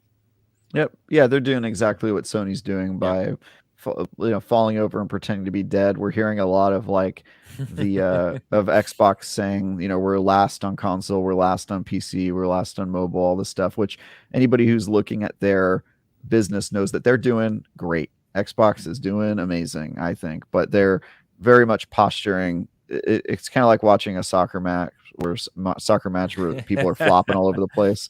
You're seeing both sides flop a lot and pretend like they're defenseless when they're actually both very strong corporations that have a lot of money and a lot of success in the market. But they can't say that because they don't want to appear like they're I call this a reverse puffer fish.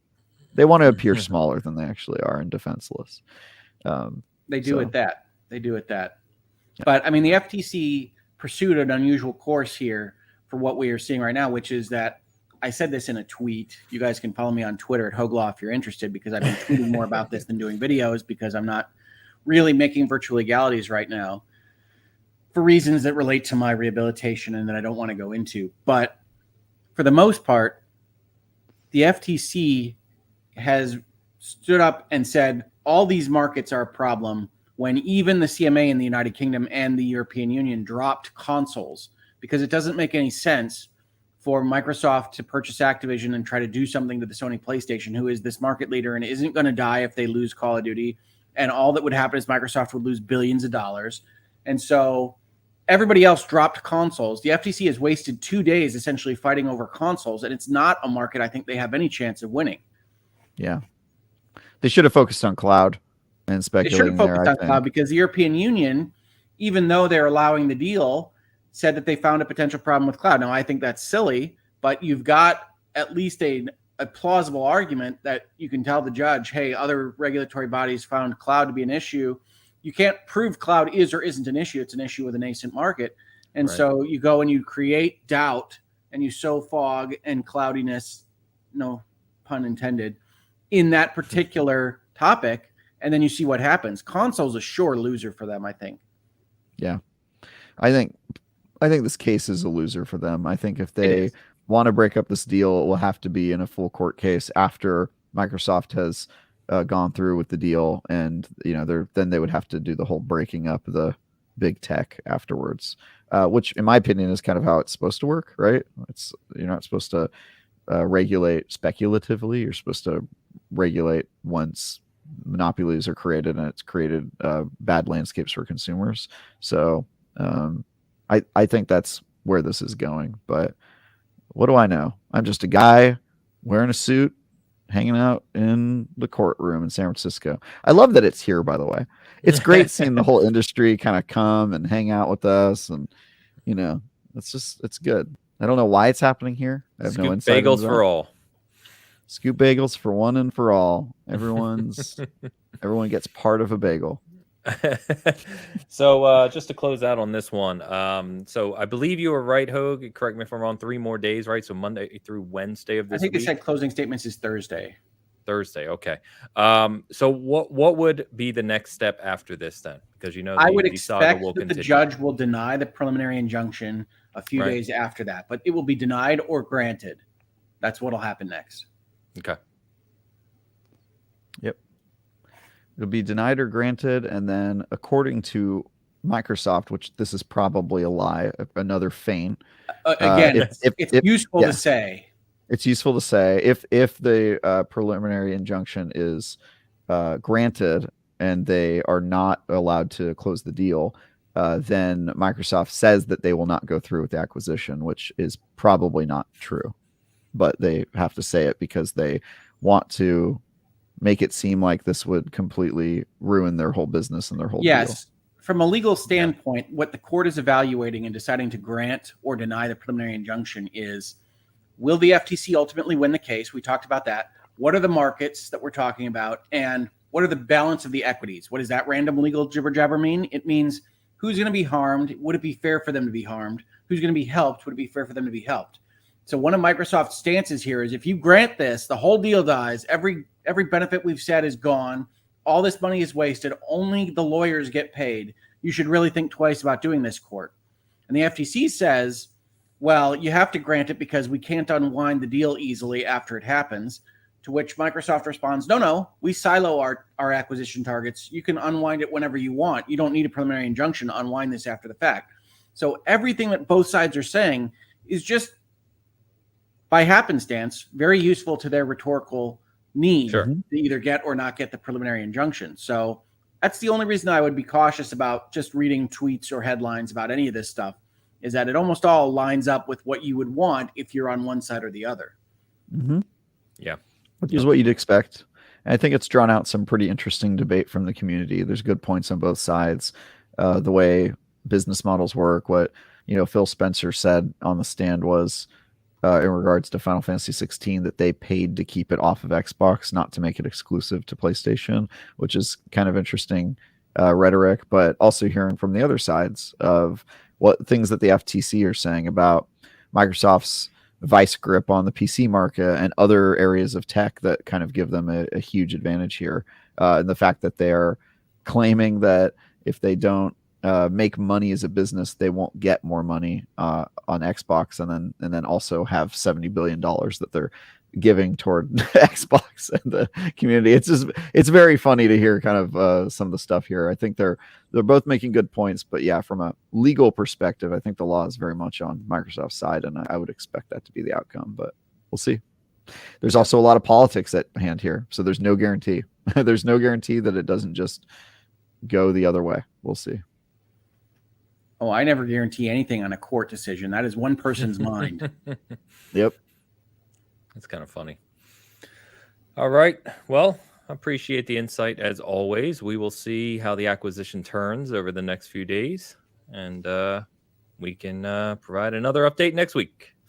So we do have a couple super chats here to get to, including a couple back on Starfield. So let me back up to these. Michael Patton with the $5 super chat says, the problem is the FCC doesn't have a good model to argue over cloud because they clearly don't understand it.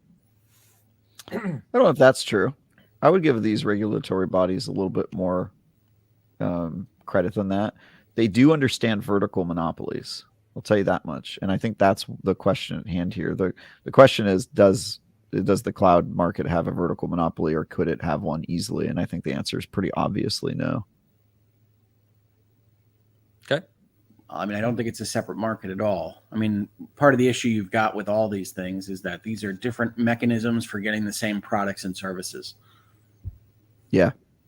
It's a very easy conversation to have, or very easy kind of market to just mash into one. And I think that's probably what Microsoft's lawyers are going to try to do. But yeah, I could see it both ways. I could see it being there definitely is a case to be made that cloud is the future, and that if Microsoft is allowed to dominate that market, it'll be bad for consumers. But I don't think cloud is a mechanism of delivery, right? I mean, mechanisms of delivery are not separate markets. Yeah, but it's a mechanism of delivery that has a lot of advantages over console if it works. There's too many hurdles there, and more importantly, the FTC hasn't even made those arguments. So they haven't gotten to cloud because they've been spending 2 days on console. Yeah. Michael, he followed up. He said, right, they aren't separate, but the FTC thinks it is. Well, again, I characterize all this by what's useful, right? The FTC needs them to be separate. Yeah, if they're Fair. one market, then Microsoft's ability to dominate cloud doesn't help them at all in proving that they're a monopoly. So I think they're going to try to prove that they're separate markets and that cloud is really dangerous. And I think that's probably their strongest argument, but they haven't even begun to make it. And I think it's probably a losing argument anyway, because the market is so nascent. And well, understand, they have to establish the market. Then they have to establish that Microsoft can withhold things from that market. Then they have to establish that matters a damn in that market. Right. And what Microsoft has here is Call of Duty. And I would argue Twitch shooters are probably the least likely to affect the freaking cloud market. I know that FTC has gone out there and said, well, no, Twitch shooters would still be important. But it's like, no, everything that has that kind of speed is going to be the most problematic from a technological standpoint for controlling that market, period. Yeah. Yeah. Fair enough. Yeah, sorry. I adjusted the way they shift up because of our new layout. It was looking really odd, so I switched it this way. Thank you, Michael. Britt 199 super chat. He says, "Hoeg, you make the cloud cloudy?" I did. No pun intended, but it did come out that way. Britt, thank you for the super chat. I've got a couple Starfield ones. So Gecko in the house. Gecko Gamer with the €6 super chat. Starfield looked and sounded like No Man's Sky, but with RPG elements. I don't know why this. I think that's a little reductive, but it definitely has No Man's Sky in it. But No Man's Sky doesn't have story elements realistically at all. I mean, it has kind of a visual novel bit of telling you a little something, but a Bethesda RPG is wildly different in terms of scope there. It also doesn't have stuff like combat. Like No Man's Sky basically doesn't have it. It has like some very, very light combat, but that's not its focus. It's less of an RPG. By a lot, actually. Basically, you're kind of shoehorned into a role in No Man's Sky. I think people say it because you can travel between planets and you have a laser gun to mine resources. That's really where the similarities end. I think that is. Well, and you have the weird aliens. That's true. Weird aliens, procedurally generated planets. I don't think there's a way to do procedurally generated planets, or to do planets without procedural generation in some way, though, because it's just too much. I was actually impressed. He said 10% of planets have life, which means, theoretically 100 planets have life. I think that's so, like, even if you said, like, I only want to explore the ones with life, that's still a ridiculous amount. The one thing I forgot to mention, which was kind of disappointing to me, I don't know about you guys, is no land vehicles. So you're always walking or jetpacking on the planet itself. Did they confirm no land vehicles? Yeah, Todd they did. Interesting. Which is weird. That seemed weird to me because I wanted to Mako around, the best Mass Effect where you could drive the Mako.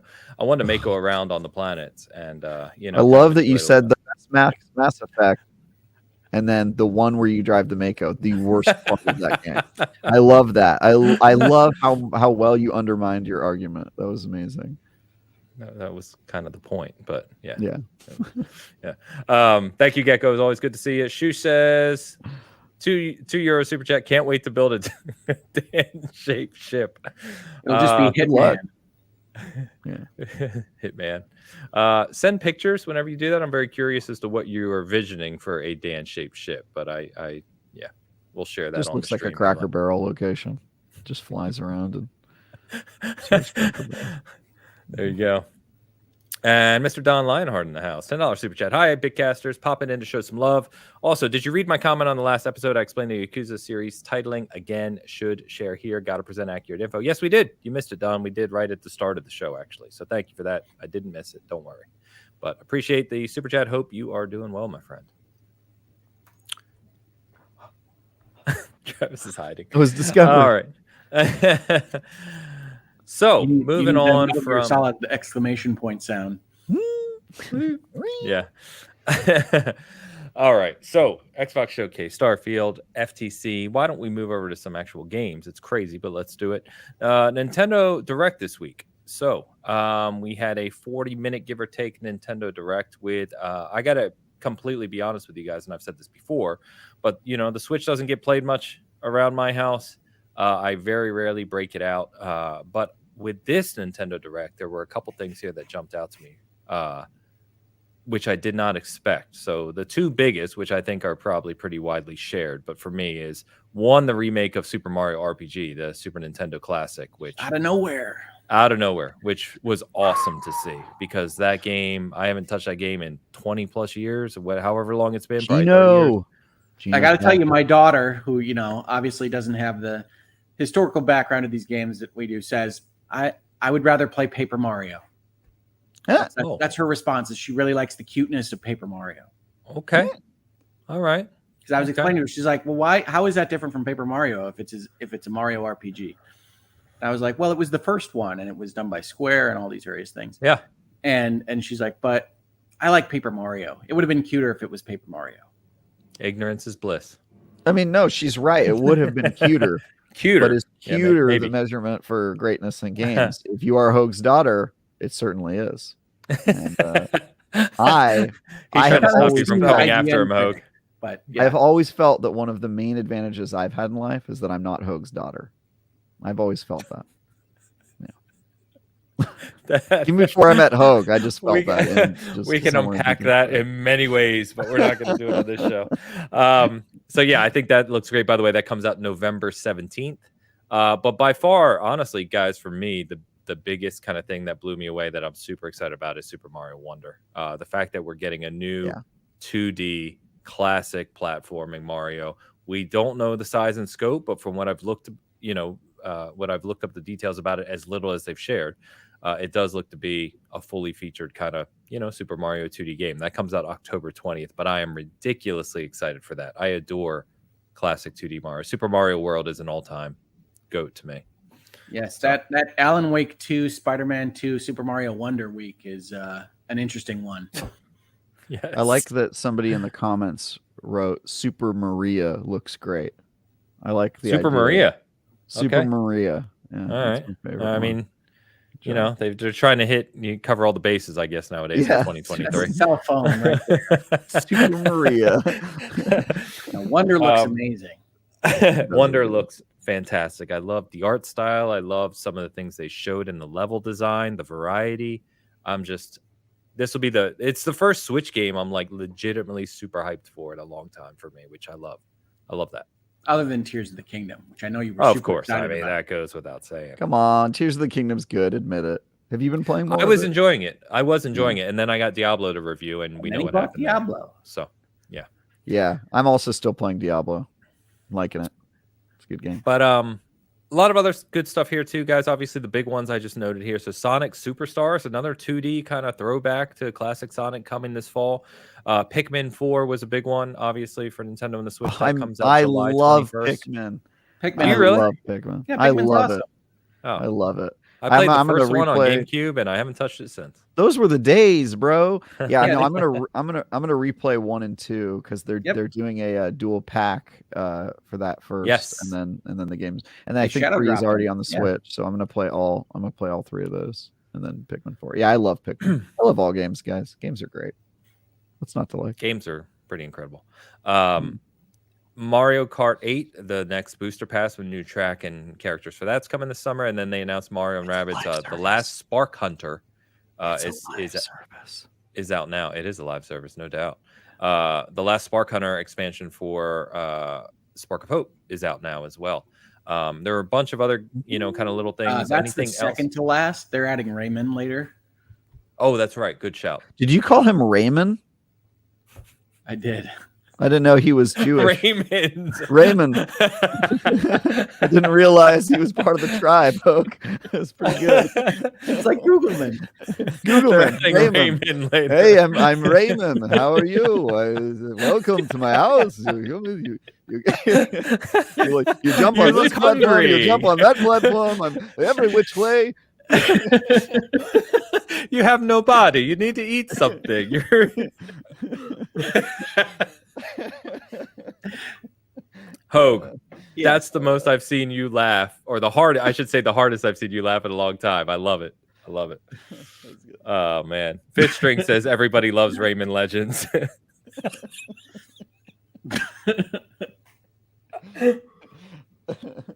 Oh God, that's great. Always jumping everywhere. What's all the jumping?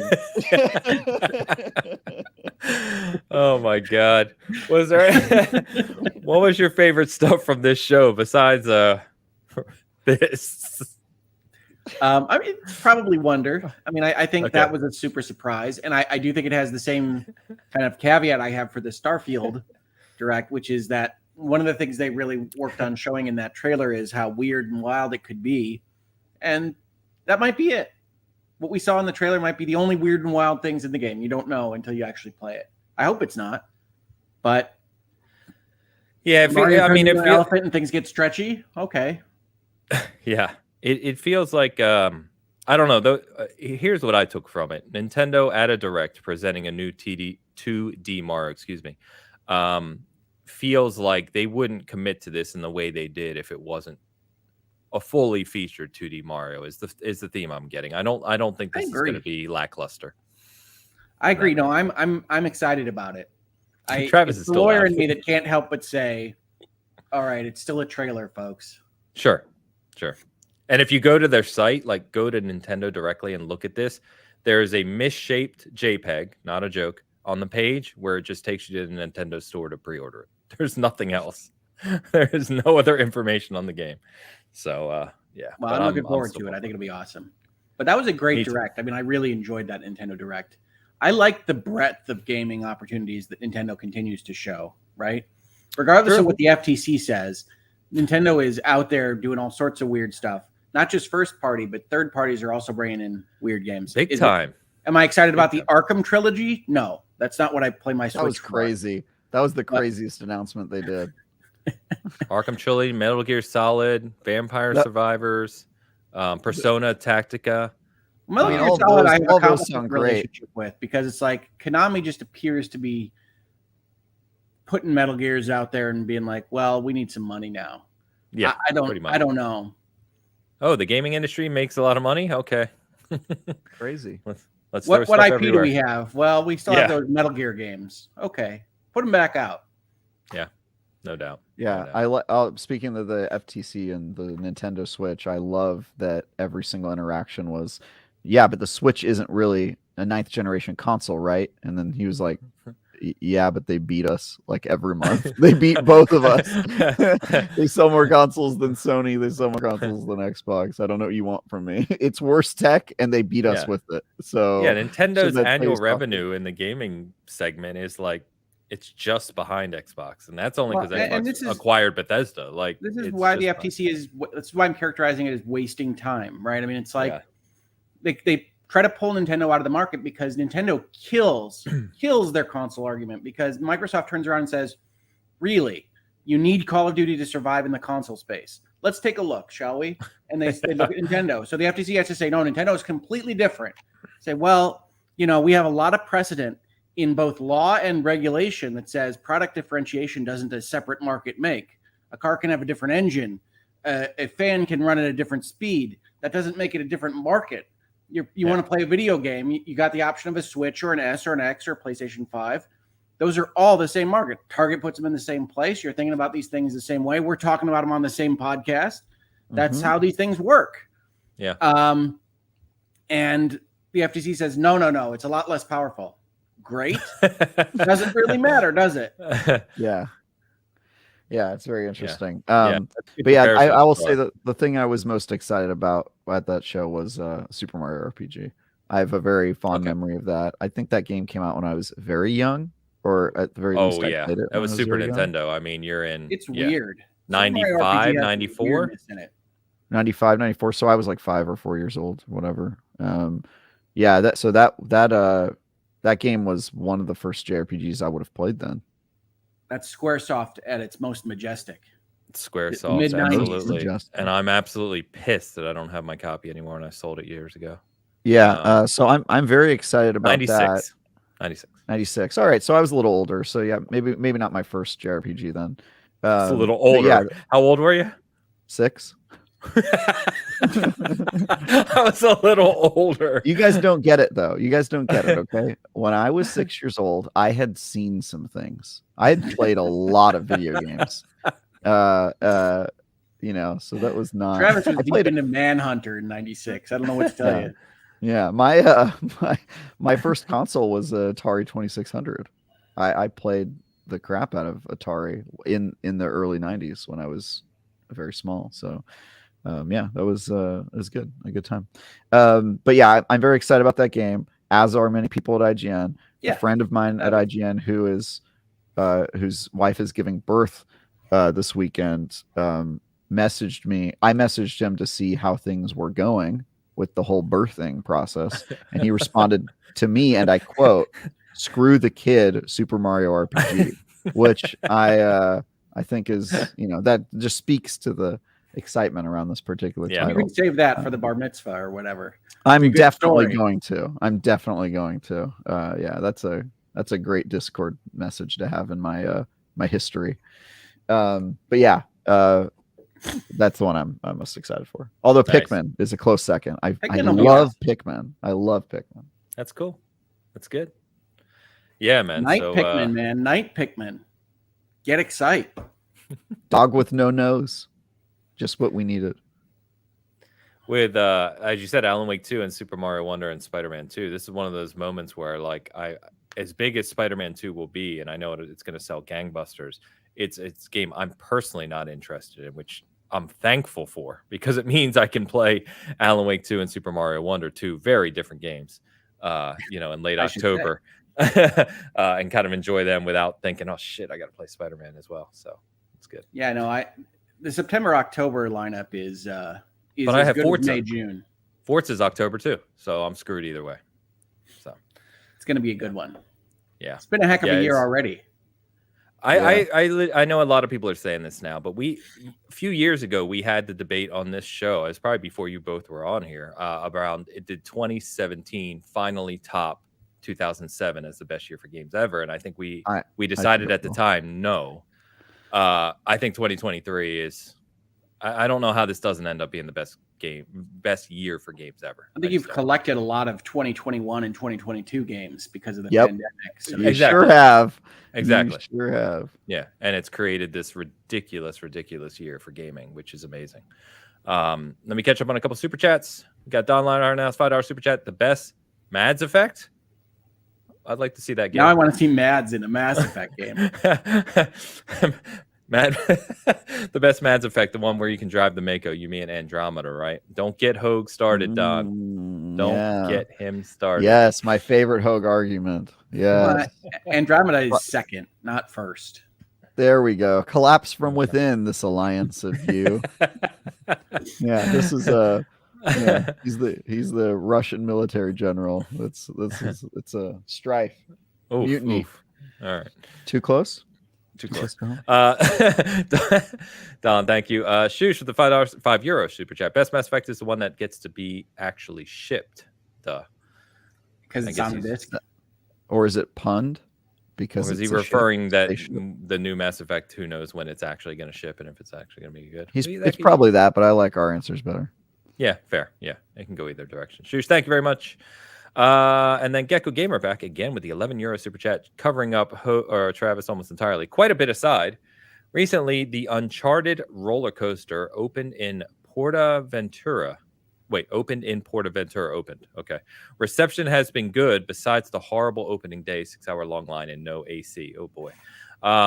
I didn't even know there was an Uncharted roller coaster. Did we talk about this? Tom Holland or someone else? I don't. Travis is enjoying this way too much. He's easily pleased. Yes. I didn't know that either. I'm not a big theme park guy. Too much levity. Okay. That's pretty cool. Do you actually like go off the track at one point and then magically just reappear back on it? Or Yes, it's Uncharted.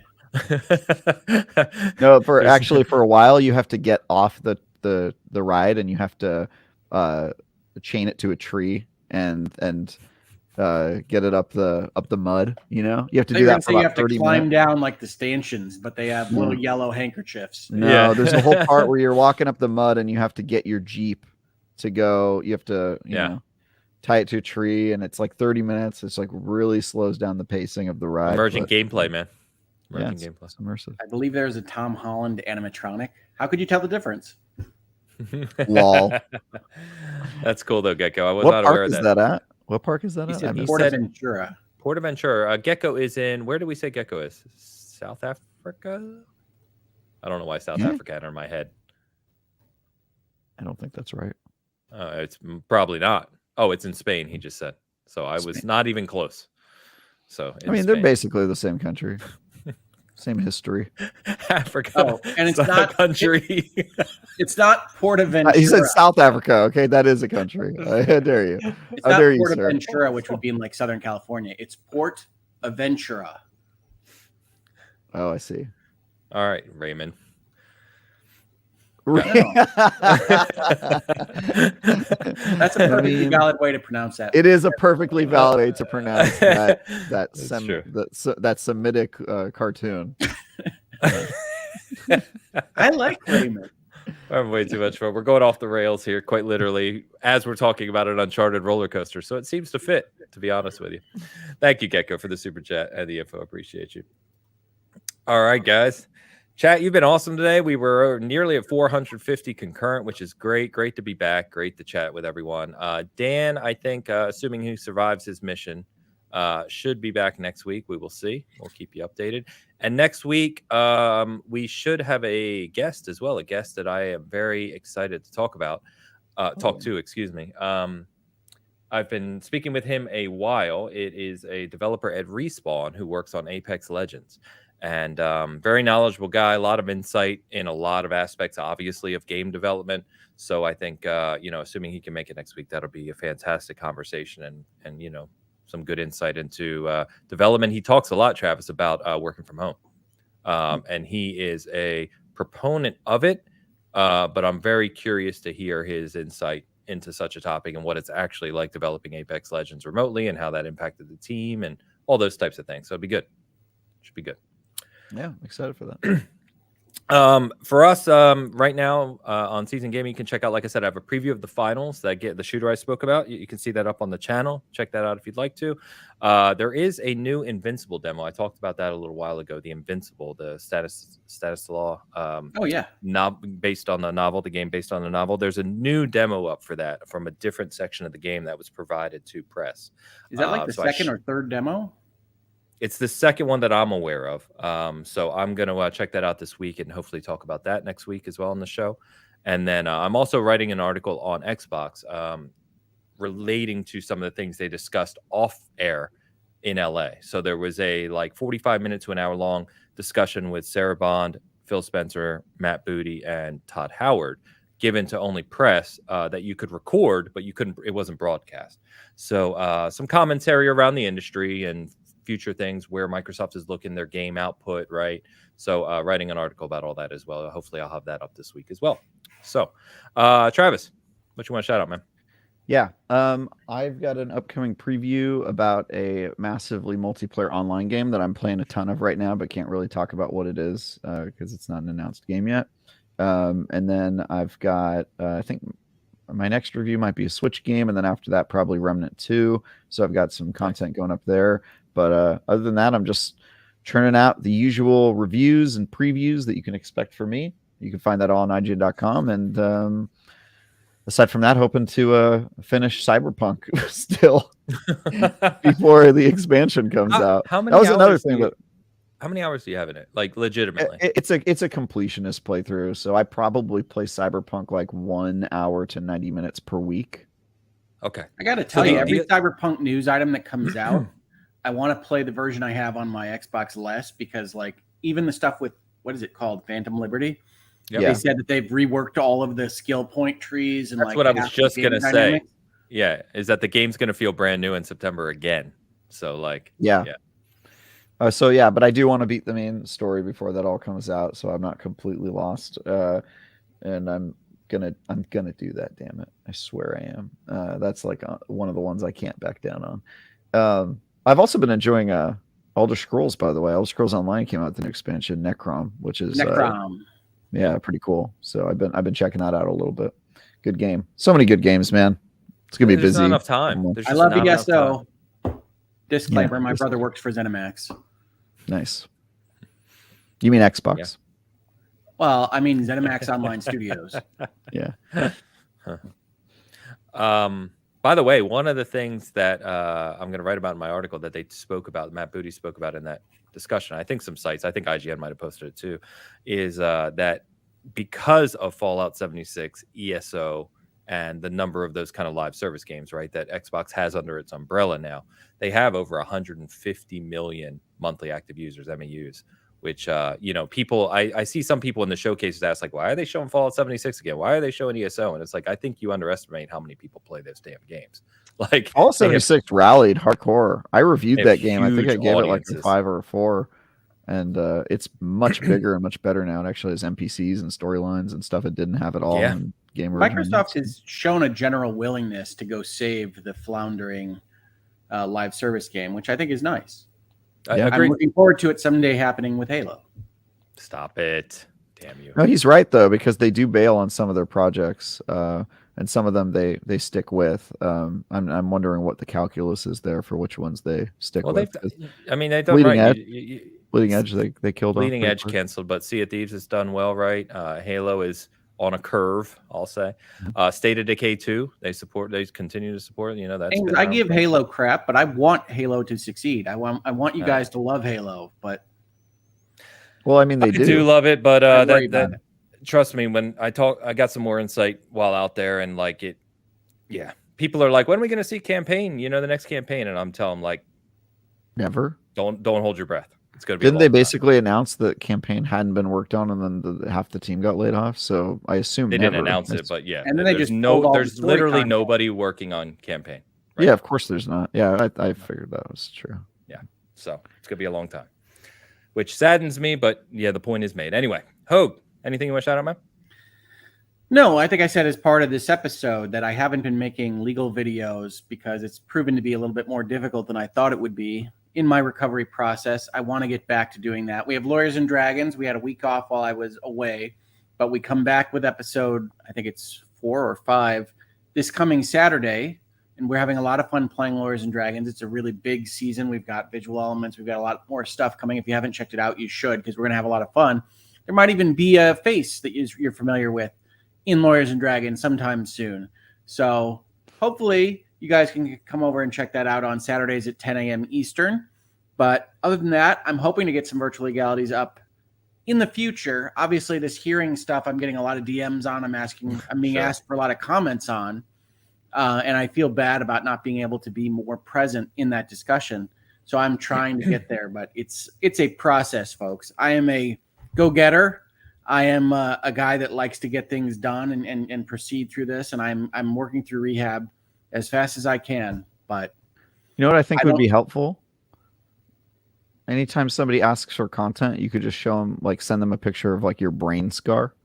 I think that would probably be that's like the ultimate rebuttal, right? Is like, hey, I'm a nice guy, Travis. I like to be friendly with folks. And I like that people ask me my opinion on things. I don't want to be. I was not friendly.